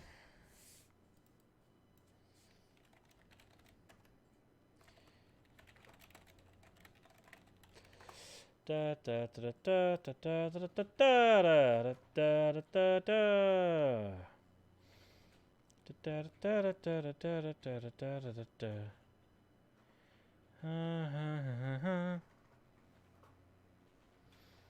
What is this? Is this? Do do do do do do do do. We know that sexual preferences has it. Okay, so first of all. Okay, so hold on, because I'm actually gonna lightly talk to you so that way I'm not like overpowering your answer. Service is strange. So like with DID, the way that it works. Okay, Is that so are you talking to me or? I'm talking to Glitch. Ignore me. Okay, cool, that's fine. With my DID specifically, So we know that from twin adoption studies, sexual preference does have a genetic component. A gay man is more likely than a straight man to have a biological gay brother. Lesbians are more likely than straight women to have gay sisters. This is a thing that we have, in fact, done research on. In 1993, a study published in the Journal of Science showed that families with two homosexual brothers were very likely to have certain genetic markers on a region of the X chromosome known as XQ28. This led to the media headline of the possibility of the existence of a gay gene. That is, of course, led to some ethical problems like should you be able to abort a gay fetus? That was a thing that was brought up. That was a bit of a sensationalized thing. That's, of course, how media always does things. It very much sensationalizes these things. It's not that there's a gay gene that makes you gay. It is that it is one component. Just how your biological sex is not just because you have a penis. It is one of the 5 components that ultimately makes up your sex. Your genes is one component of this. There is science for this. Again, XQ28, Mr. Steven Anderson, who can't do a simple fucking Google search.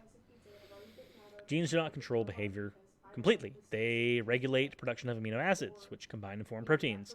The existence or absence of a protein can have an effect on things like alcohol tolerance or mood. This is one of the reasons why we also had a scare about alcoholism genes and things like that. Or warrior genes is another thing that got sensationalized. Affecting something is not the same as having complete control over it. Environment, like genetics, plays an important role in how a behavior develops. However, if you are a child, can you control your environment? No. Therefore, we have a combination of genetics and your environment, two things that a child cannot control during their formative years. Therefore, we have to conclude that this is not a thing that one can control. It is not. This is not a thing that you yourself have any control over. It is a thing that happens to you. So, when you try to pretend that you live in this amazing world where everybody can choose not to be gay, then that is a fantasy world akin to the one where Noah's flood really fucking happened. So yes, in conclusion, Callan in the chat, as is so often the case, is right. It is biocultural. Why actually do a little study when you can rant wildly from pure ostension? Of course. Yeah, because why would you not just rant and yell and scream and do all that fun stuff? Why would you not do that when you could, put your nose in a book and actually do a little bit of research and figure out what the actual what the actual scientific course for any of this is? However, just says, I'm just pointing out that people who rail the hardest against something tend to have thoughts about doing said thing, and that's why preachers like this make me wonder if they are in fact gay. Yeah, no, I might agree with that. And in all that, no God required to explain sexuality and gender. Yes, no, your God did not change your genetic makeup because you rejected them. If this was the case, then everybody that rejected God would be homosexual, which is not the case, of course. They recognize the difference and say they're born that way. I recognize the difference and say this person's been given over to a reprobate mind. They've not been born that way. A lot of Christians, though, they fail to see the difference, and they just say, oh, well, any of us could do that. But the Bible says there's no temptation taken you, but such as is common to man. Right. That's not common to man. Adultery is a temptation to a normal person. Fornication is a temptation to a normal person. Drinking is a temptation to a normal person. Okay. So that's what kind of puts those kind of perversions in a category of their own, because they go against nature. Can they overcome that, the homosexuals? I do not believe so, no. You think that they're locked into that? Yes. Even if they admit that it's wrong, they go to God and ask for help, knowing that they're wrong. You don't think God will help them? They will never go to God and ask for help because of the fact that the way that they became a homosexual in the first place, according to Romans 1, is by Yeah, move that goalpost. Could they go to God and change it?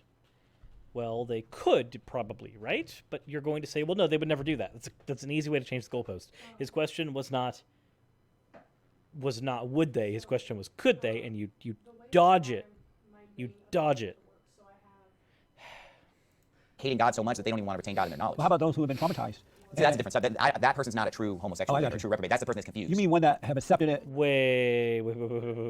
Someone who's been traumatized is somebody who had a situation happen to them when they were a child, which is part of that bioculturalism, and that thing that happened to them that was not their choice traumatized them, and so their sexuality is, of course, not what you would prefer.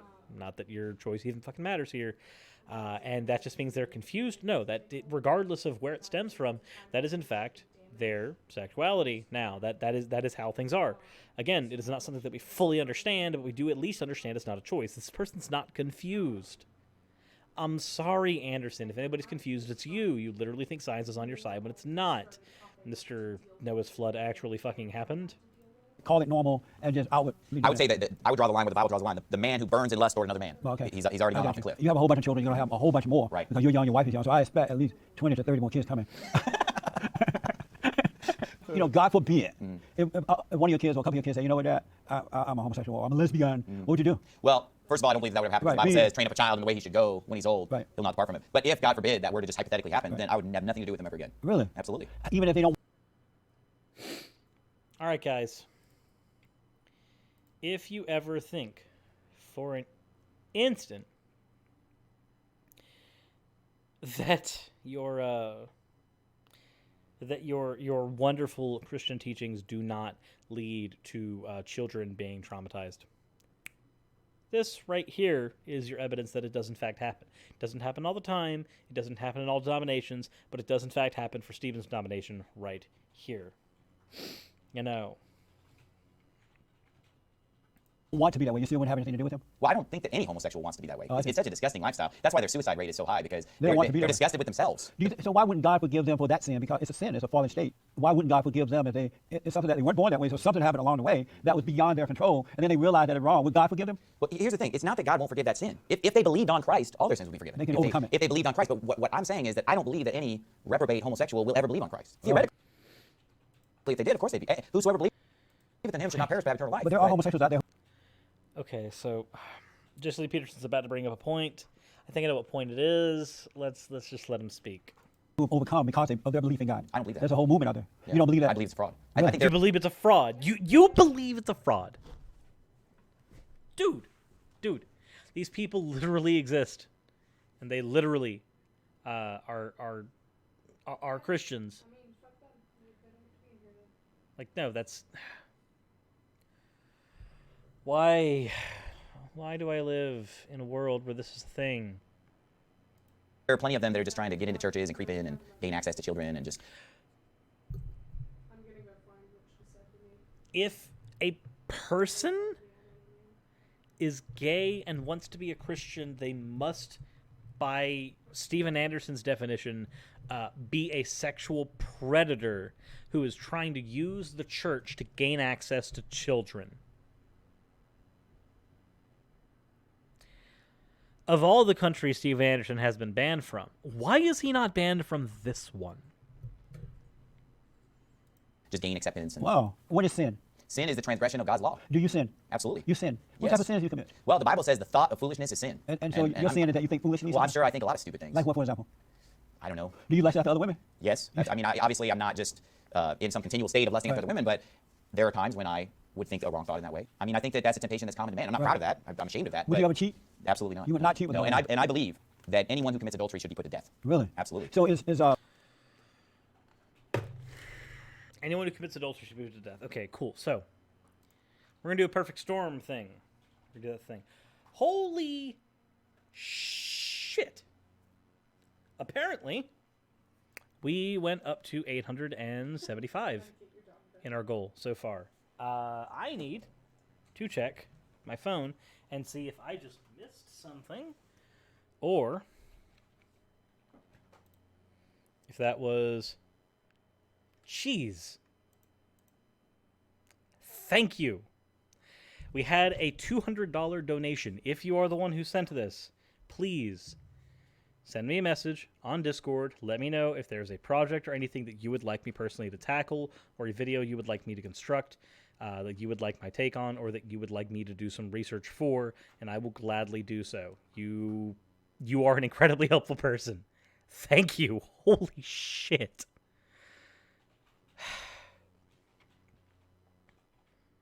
I need to take a minute. That's you have no idea how helpful that was. I need a minute to breathe.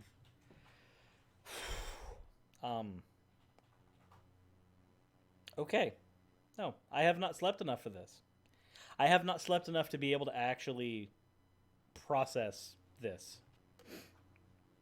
Oh, I think I know who it is. I think I know who it is because the subtext on it is good luck, bud. I think I know who did this.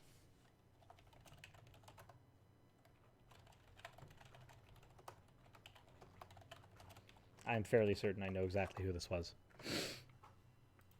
But no, thank you a lot. That is really helpful. You guys collectively have helped me get past the halfway mark on my goal in 3 streams so far, and that is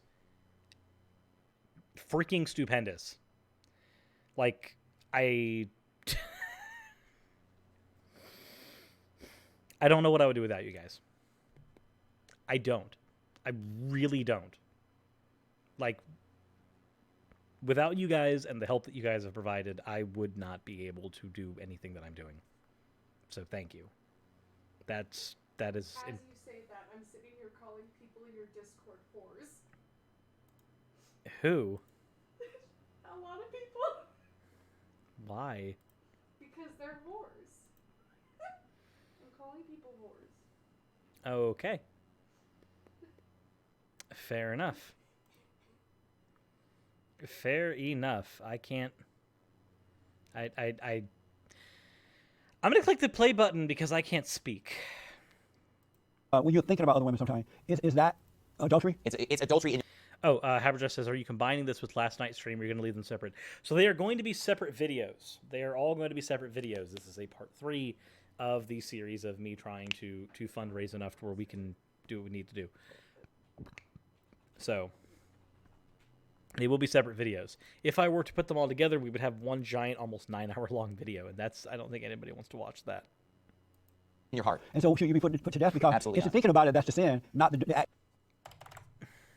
I mean, I think that's a temptation that's common to man. I'm not proud of that. I'm ashamed of that. Would but you ever cheat? Absolutely not. You would not cheat with a No, woman? and I believe that anyone who commits adultery should be put to death. Really? Absolutely. So is when you're thinking about other women sometimes, is that adultery? It's adultery in your heart. And so should you be put to A man who commits adultery should be put to death. Thinking about having sex with another woman or having relations with another woman is committing adultery in your heart. death? Because Absolutely if you're not. thinking about it, And you don't think that someone should be put to death for committing adultery. You just fucking backpedaled. that's the sin, not the act itself. Well, here's the thing. Also, Commander Zoot says, is the Cirrus Discord open or Patreon only? No, my Discord is open to everybody. There's a Patreon only section in my Discord and a Patreon only voice chat in my Discord. But the actual Discord itself is completely open and accessible to anyone who wants to hop on it. Well, that's just fucking ableism right there. We have to distinguish between that which is sin and that which is a crime. And so is Okay. adultery a sin? Adultery is both a sin and a crime. And it's thinking about Adultery is both a sin and a crime.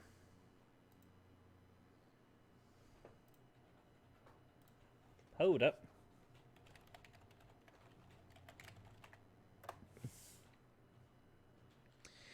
Na na na na na na na.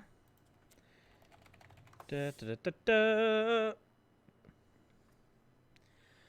Okay, in 22 states, including Massachusetts, adultery remains a criminal act, which is a vestige of the way U.S. law was anchored in traditional family values. However, in majority of the states of the United States, adultery is not considered a crime, nor should it be. Is it an immoral thing? Arguably so.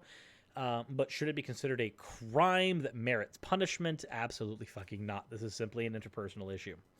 So at least he's right in 22 states that it is both a crime and, in his case, a sin. a sin. Yes, but And it's so not you a should be crime. put to death then. No, because looking on a woman to lust after in your heart is committing adultery in your heart, therefore it is sin. Right. But we also must have laws to govern. But God doesn't care about that law thing. He I believe he does. said in the mind is where the act is happening. It's in your mind where you commit the sin, not in the action itself. So in your mind, you're committing adultery. Should you be put to death? No. Why not? At least Jesse is holding him to it. Like, I can't stand both of these people, but at least one of them's making the other try to be consistent. Because of the fact that literally committing adultery is a crime. But should that be is punished by the literally, state. it is literally, because even if, let's say that you didn't think on it first, you couldn't even act it out. You have to think on it before you can even Should act we it have a out. thought police? No, you have to govern your own self, especially being a Christian. Right. So my point is, you Okay. said that adultery should be put to death. If you're thinking about it, you're lusting in your mind, you are committing the sin. Let me ask you this. Why shouldn't you be put to Should death? someone be put to death, or I'm sorry, excuse me, should someone be criminally prosecuted who steals something from the But I'm store? not talking about criminally prosecuted. I am. In the spiritual world and in I'm not talking reality. about spiritual world, I'm talking about crime. No, what I'm talking about though, in reality, according to God, the crime is committed in the thought, not the action, but the thought. And as you said, if someone who commits adultery should be put to death, Yeah. you're committing adultery. I agree with what you're saying, spiritually. That But that's what we live by. that's not the only thing we live by. I No, know, because here's the thing. Spiritually, if I committed adultery in my heart, I'm worthy of spiritual death, as in going to hell. Right? So by thinking... Okay, we're going to do a thing here. Okay, so just bear with me for a second. Bear with me for a second. So, if you are a person who has committed an adulterous act in reality, then you should take a death in reality, correct? According to Steve Anderson, yes. If you do it in your mind, which he admits that he has done because he says that he lusts after other women in his mind, he can't control it, then he deserves to burn in hell. So let me ask you a question. What is worse, the actual action or the thought of the action? Most of us who are rational people would argue that the actual action is infinitely worse than the thought. However, in the warped reality that Steven Anderson lives in, It is the thought that merits the worst punishment, because what is worse, being killed once or being tortured forever? I would argue the one that involves infinite sleep afterwards is much easier to deal with than infinite torture. Right? So I deserve to go to hell because I've lusted in my heart. Okay, but that's all forgiven through Christ, through the blood of Christ. But we don't live in anarchy. Okay, we must have laws in our society to keep the peace. This is a separate issue. Right, you mean law of the land, right? The law of the but then land. the laws of our heart as children of God are the laws that we should follow. But I'm saying that adulterers should be put to death according to the law of the land. I see what you're just saying. like if somebody... But there are no laws like that anymore. Sure there are. There are laws on the books that said if you commit adultery. I know there were. No, right now. It's really? not in America. Oh, not in America. But in other countries, there are other countries where if you commit adultery, you be put to death. And in the United States, it used to be that way. And in fact, Yeah, it's almost like we grew and learned. in many states, it still is against the law. Some states, it's a misdemeanor. Some states, it's a felony. I believe it should be punished Yeah, in 22 states, it has actions of illegality for it. with death. Have you heard of Westboro Baptist Church? Yes. What's your impression of that church? I think it's garbage. But they are preaching against homosexuality as well. Yeah, but I don't agree with them on homosexuality. They believe wrong on homosexuality. In what way? In every possible way. Give me one example. I don't know. Sure. But give me one Like, example. I believe that it's too late for homosexuals to be saved. Westboro Baptist says that they can be saved if they turn from that. Oh. In fact, there's virtually nothing that Westboro Baptist Church and Faithful Word Baptist Church agree on doctrinally about homosexuals. There's no agreement. The media will just lump it together because they'll say, Really? oh, you're Really? Is that the case? Give me a moment. Allow me just a moment.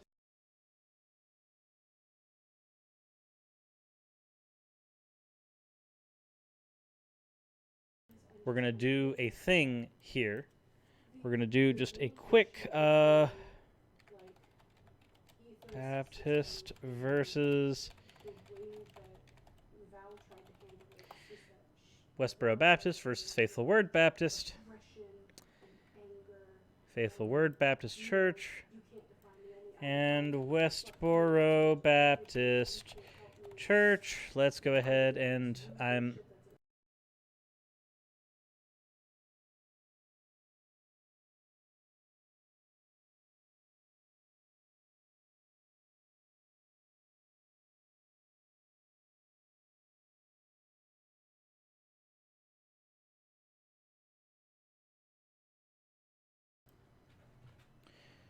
let's see.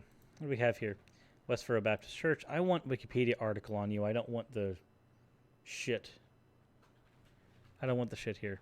Here we go. Aha! I believe most of the personalities are Westboro Baptist Church is an American church known for inflammatory hate speech, which you do as well. Faithful Words to the Fundamentalist Independent Baptist Church. Founded by Anderson. The church described itself as old-fashioned independent, King James only. Well, Westboro doesn't seem to be King James only. At least it doesn't seem to be. What Bible does Westboro Baptist Church even use? What Bible does Westboro Baptist Church utilize? They use...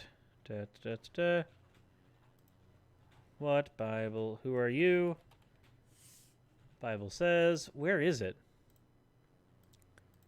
What Bible are you guys using? Does anybody in the chat actually know what Bible the Westboro Baptist Church utilizes? I want to say that it is King James, but I do not know, and I have not been able to find the actual thing. Is Westboro Baptist KJV? Is it KJV? Must include KJV. Okay, so West Coast Baptist Church uses KJV. I believe it's KJB? KJV? King James Bible. The Streamlabs donate page is disabled. Streamlabs auto populates that there. But I do not actually have my Streamlabs page enabled. What I have enabled... Oh, wow. I have to adjust. What I do have enabled, though, is the PayPal donations through PayPal groups. If you send it to me privately, it will not show on the groups, and it will not show that we've gotten closer to the actual goal. So if you do want... This is for open and honest disclosure with the entire audience, now that I finally know how to freaking do this, thanks to one of my other patrons who helped me with that. But whenever we are doing a fundraising goal like this, I am going, when I am able to actually have the amount that we need up there. PayPal groups is how you donate to that. KJV is the standard abbreviation. Personally, I don't like that liberals are cutting funding to education, hospitals, and science. Wait. Where are they cutting? So I at least know here in the United States, they're not cutting funding to education, hospitals, and science. That's actually a lot of the right wing that's doing that. So, you know, it does look to be KJV though, apparently. So, if they don't agree on anything doctrinally, they both at least agree on the King James version of the Bible, which is a doctrinal issue, which means Stephen Anderson is a liar. Against homosexuals, you must be Westboro.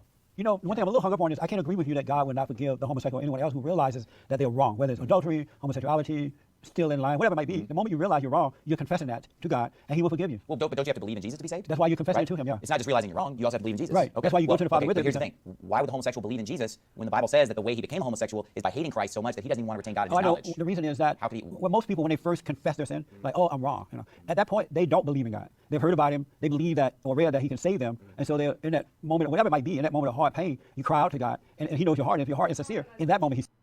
Oh, I have a wonderful diet. Okay, cool. I will check into that here in a little bit. You don't have to. Yep. Guys, I have something wonderful. This is just a bit of a breakaway from all this silliness that is going on here. Let me show you. Sarah's in Australia, our liberals are the right wingers, and the Honesty Label Party are pretty right wing too. The Juice Media summarized it pretty well. Okay, fair enough. I am not familiar with Australian politics. I am more familiar with the state of United States politics, and even then, I'm a horrible layman. I don't do as much research into politics as I do into other things like philosophy and science. I do need to, though, obviously, because my channel seems to be drifting in that direction. So of course, I'm going there. But guys, I have some wonderful news. Very, very wonderful news. So, there's a comment that I left on a video that I covered earlier. This video was on Richard Green's channel. If you have a chance to go to that channel, upvote my comment so that it's seen by more people, please do. Because it was an open challenge to him. Because he said things like the definition of homophobia and the definition of marriage, and then he appealed to Webster's Dictionary, and Webster's Dictionary doesn't agree with him on either of those. I said, let him know your dictionary authorities don't agree with you. Both of these are from your preferred dictionary. Neither of them agree with you. If you'd like to discuss this topic further, I would like to send you a formal invitation for a discussion on my channel. Obviously, I could have been a lot meaner, but I decided that I was going to be nice. Because I would like to try to grab somebody and have a conversation with them to maybe change their mind and maybe get them to be less of a toxic individual. I will at least try that first because I'm not very familiar with this person. The more familiar I am with them, I might just start calling him a piece of shit. I don't know. But, no, that was not a thing I wanted to do. Do I have a link to the video? Yes, I do. The link to that video is here. My comment is from 11 hours ago. The best thing you can do is to sort, not by top comments, but by recent comments, and then just do a Control F for Surus, and you'll find me pretty easily there. However, had Disciple Keranos, my friend Jim, double-checked and confirmed. Gaelic Knox put up popcorn. Of course. Both of my girlfriends are trolls. And then Anxiously Waiting. And then, of course, we got this gem of a comment. This absolute gem of a comment. Also, we just got another large donation. This was I believe this one was a $50 donation that just came in. No, $40 donation. Thank you very much for sending that. Again, I will not say names of this stuff so I don't accidentally dox anybody. But if you did just donate, please send me a message over Discord. And if there's a video that you would like me to do, let me know, and I will do so. However, this person says, no one in the world is homophobic, and we all know what real marriage is. Okay, first of all, you've just appealed to common sense, and common sense isn't a thing you appeal to. You cannot appeal in conversation to common sense. I am sorry. It is a losing battle. It is a losing move, and it is not a good conversation tactic at all, unless you're trying to talk, unless you are trying to be dishonest. No one in the world is homophobic. Again, there are people in the world who are homophobic. I would argue that the person who made this video is homophobic. You can make up words all day. Nobody's making... All words are made up If the word exists and it is in a language, it has been made up. No word is axiomatic. I'm sorry. Alter definitions. Words get definitions altered all the fucking time. There's an underlying concept that remains what they are and always have been. Calling a buzzard an eagle doesn't change the bird. You know what, buddy? Who wants some popcorn in chat? Would you guys like some popcorn in chat? I am perfectly fine providing some popcorn. Let's do some popcorn, guy. Let's do the popcorn. Okay, so going to the world is homophobic. Okay, first of all, based on any modern, I'm gonna sneeze. Sorry, guys. Normally I mute, but I didn't have time to get to it. Anyway, based on any modern definition of homophobia, it is in fact something that many people in this world are. Case in point, Steven Anderson, Kent Hovind, Jesse Lee Peterson, Ben Shapiro, because he thinks that it is a sin, which I'm sorry is again just fucking homophobia. How the fuck do I spell your name? You know what? I'm not even gonna put that in there. I don't remember how to spell his name. I care that much about Ben Shapiro that I don't remember how to spell his name. Of course. Ken Ham. And our buddy. And how buddy. I am tired as fuck. That is not how you spell R. And our buddy here. Jericho. 2.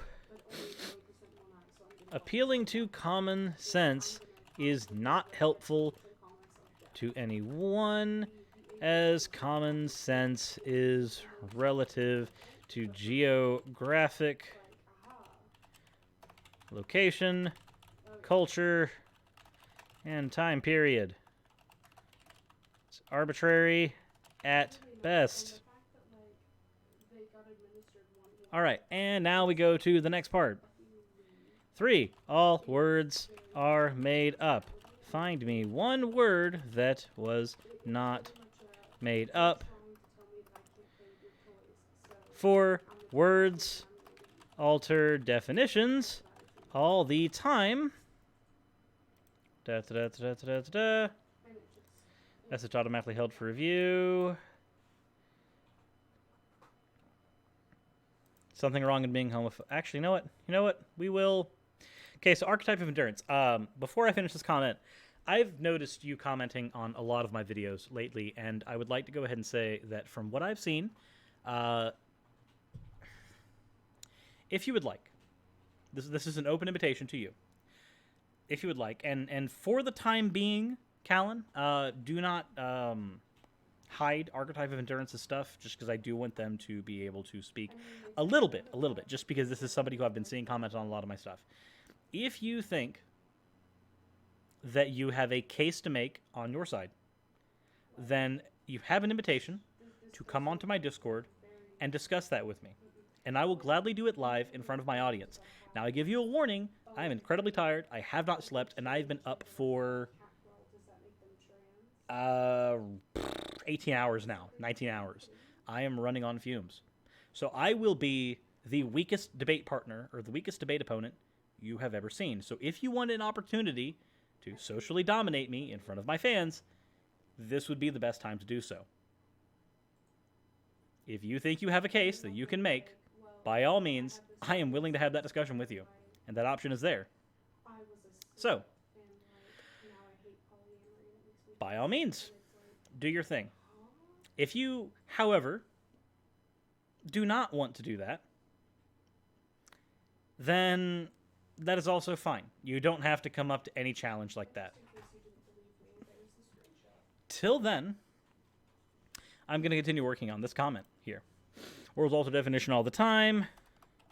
That's etymology. Derp.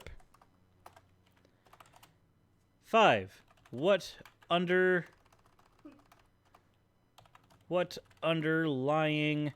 concept? You appealed, wow, I'm very tired, to it and never substantiated it. Please enlighten me.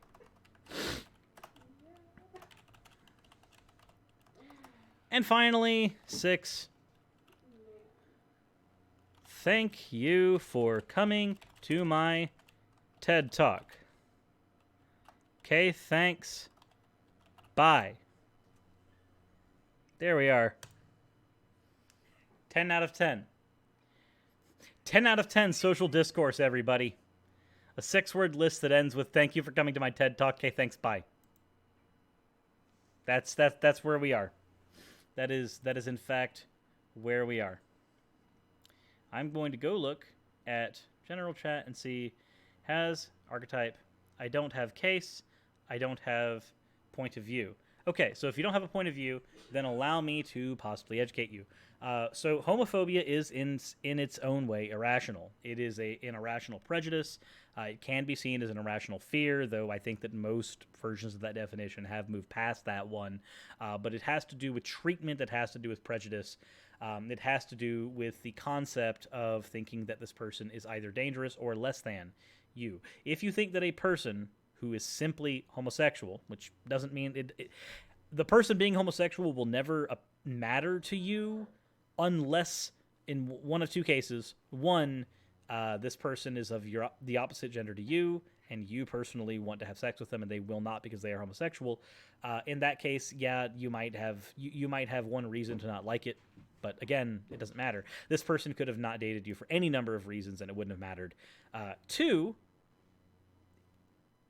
if they are not in a relationship with you, it's not going to matter. Like, if person A down the street is homosexual and they are not in a relationship with me, the fact that they're homosexual will never come into play in our social dynamic, unless, of course, we are going to dinner and they're bringing their boyfriend, which would functionally be no different than them bringing their girlfriend. So it is a non-harmful thing. So to have a fear of it, or to have a prejudice against it, or to have hateful actions or thoughts towards it, makes absolutely no sense. And if you want to be a sensible person, then mayhap homophobia is something you ought drop. So, there's that. Also, show less. Hide replies. View replies. Okay, Brian Stevens says that I should look at these comments again. So, let's see. You guys got a wonderful look into my recommended feed. Newest first. Okay, and then we scroll down to mine. View 6 replies. Ooh. Let's see. What do we have here? Brian, if we all know what real marriage is, why do I agree with Cirrus? I'm gonna upvote that. I'm gonna upvote that one, Brian. There you go. Well, it's not like people can just drop a viewpoint, to be fair. It's true. They can't. They have to work towards it. However, if you want to be a sensible person, then maybe working towards changing that viewpoint would be helpful.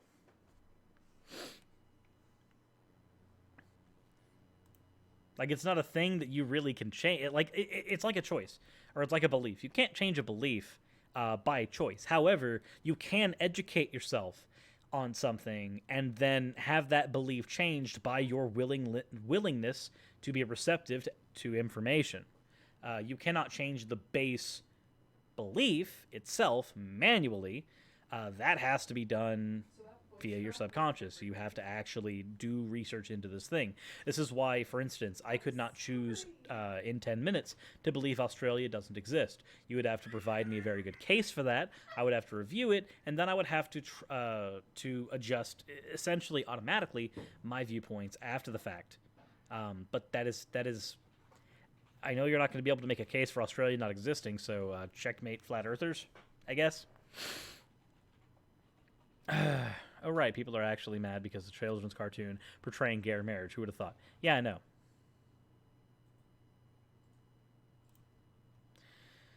save you, then you start to believe in him, and your life starts to change. But prior to the confession, you don't believe in him. Don't you think there's a lot of people who clean up their life or change their life without Jesus? No. What about Alcoholics Anonymous? No, they just, Wait.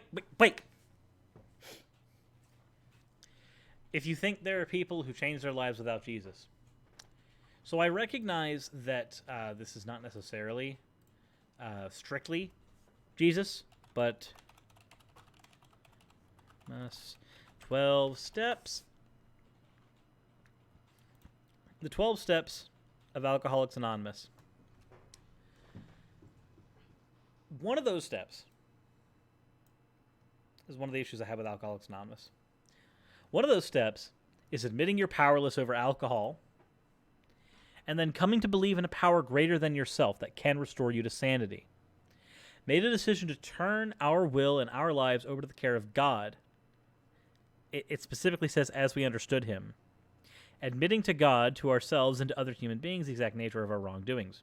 Having a spiritual awakening. I can't scroll all the way down and show you guys. I'm sorry. I'm bad at this. Having a spiritual awakening as a result of these steps, sought through prayer and meditation. I'm sorry. These are all really fucking Christian concepts. Him saying, what about Alcoholics Anonymous, doesn't fucking work here. It really doesn't. Also, Gaynor, what have you walked into? You have walked into an interview between Jesse Lee Peterson and Pastor Steven Anderson. This is a goldmine of dumb shittery. It was boring at first, but now we've got all kinds of stupid coming out. you just go from one thing to another. You cannot. It's impossible to clean up your life without a return to the Father. It cannot be done. And so an alcoholic might stop drinking, but now he's doing something else. That's the same thing as freaking Jordan Peterson saying, imagine it, the J Petersons both agree on this. Jordan Peterson saying that you cannot recover from smoking cigarettes without a spiritual awakening of some kind. It's the same dumb woo shit. Placed it with something else physical. So are you without sin? I'm without sin. I have sin. Also, we have a $10 super chat from Godless Strayan. Australia definitely exists. Hey, we agree. We agree 110%. I mean that I don't sin now. I have sinned. I repented. He took that spirit away from me, and now I'm overcoming all those things I picked up as a result of being a sinner. Because he forgave me as I forgave others, and he took that spirit away, and now I'm subject to him. Yeah, see, I don't believe that. I believe that even after we're... Is it going to do it? Is it going to do the robot voice? No? Okay. saved, we still have the flesh, and we're still going to sin, and the spirit's willing, but the flesh is weak. But the Bible says that, and God said you cannot sin if you've been born again of him. Right, because sin is of the nature of the devil, right. and for that reason Christ came that he can free us from sin, and all those who sin are slaves to sin. And so that's why he wants you to confess it, so he can take it away from you, now you're a slave to him. But the part of us that is born of God is the spirit, not the flesh. Right. So when it says that whosoever is born of God does not commit sin, and his seed remaineth in him, he cannot sin because he's born of God, that's talking about the spirit, the new man. But the old man is still there, the flesh is still there. And so if we walk in the flesh, we're going to fulfill the lust of the flesh. What it is, that spirit is what controls the flesh. The flesh doesn't control itself. And the flesh is just an empty shell until that spirit make a home in it. Then he Dualism. Mind-body dualism. No. Just no. breathed his nature into us, we became alive, but it's his nature that's alive in us. Then we go on the way we sin. Now, this other spirit of sin make a home in us. It controls the flesh. But when you repent and born again, he take that spirit away, and now you're under his control again with his spirit. But the flesh itself can't do anything. It doesn't have its own life. It doesn't do anything. It's controlled by the life of a spirit, either of good or evil. Yeah, I don't believe that. Okay. Because I believe there's a carnal mind. But controlled by that spirit of evil until you overcome it. You did not vote for the great white hope, President Trump. No, I didn't. Oh my God, there it is. There it is. The great white hope, President Trump. Jesse, come on now. Come on. Come the fuck on, dude. This is the weird mind of a white supremacist. This is why Trump was cited in the fucking Christchurch shooting. I'm sorry. No, there's something to be said about the type of audience that you inspire and attract. It's not something you can necessarily control. There is a little bit of correlation sometimes. No, I didn't. No. And why didn't you vote for the great white hope? The reason that I don't like Trump primarily is because he is one of the most prideful people that I've ever seen. And Holy shit, me and Stephen Anderson agree on something. everyone that is proud is an abomination to the Lord. I don't follow the news, but I've heard, but I hear bits and pieces. And so here's some things that he did that were good.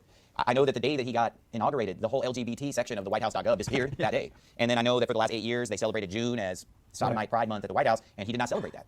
And so I appreciate the fact that Trump, put an end to that era of the rainbow White House in June and, Oh, yeah, and that the was LGBT awful. section and stuff like that. He also overturned. So you're incredibly happy at the fact that Trump. Of course, Anderson loves the anti-LGBTQ stuff that has happened throughout this organization. Of course, that stuff is stuff that appeals to you because you are Steven Anderson, and anything that is anti-LGBTQ is something that you are 110% gung-ho for. Yeah, no, of course. Yeah, no. Jack and Cool that just came in, it is Jesse Lee Peterson and Steven Anderson together. It's everything you could have hoped for and hated all at once. Allowed openly homosexuality in the military. He overturned that. You can't That's do good that too, anymore. And my final question. Yeah. Did you have fun? Absolutely. Thank you so much for coming. My pleasure. Why do you preach about homosexuality so much? Because not a day goes by that the TV and the magazines and the newspapers are cramming it drag down our throats. And you know what? We didn't pick this fight. The fight. Okay, no, I don't want to watch the montage of Steven Anderson being a fucking bigot. Okay, so what have we learned today? We've learned that if we put one of the stupidest people in the world and one of the most bigoted people in the world, and we put them together in a room, we get the stupidest, most bigoted people in the world. That's what we get. That's where we are. Oh my god. Oh my Jeebus. And then there's that. Like, oh my god. Orla Seraph in the chat. Thank fuck that's over. Yeah, no, this was... this video suggestion stream is going to have to only be one video long because of the amount of stupid that was in the one video. It was 30 minutes of just pure, straight, unadulterated dumb. But unfortunately, hold on, just 1 second. So, unfortunately, at the end of this, That's what I'm trying to explain, is that I don't understand age my brain is farting. My brain is farting. Hold on 1 second.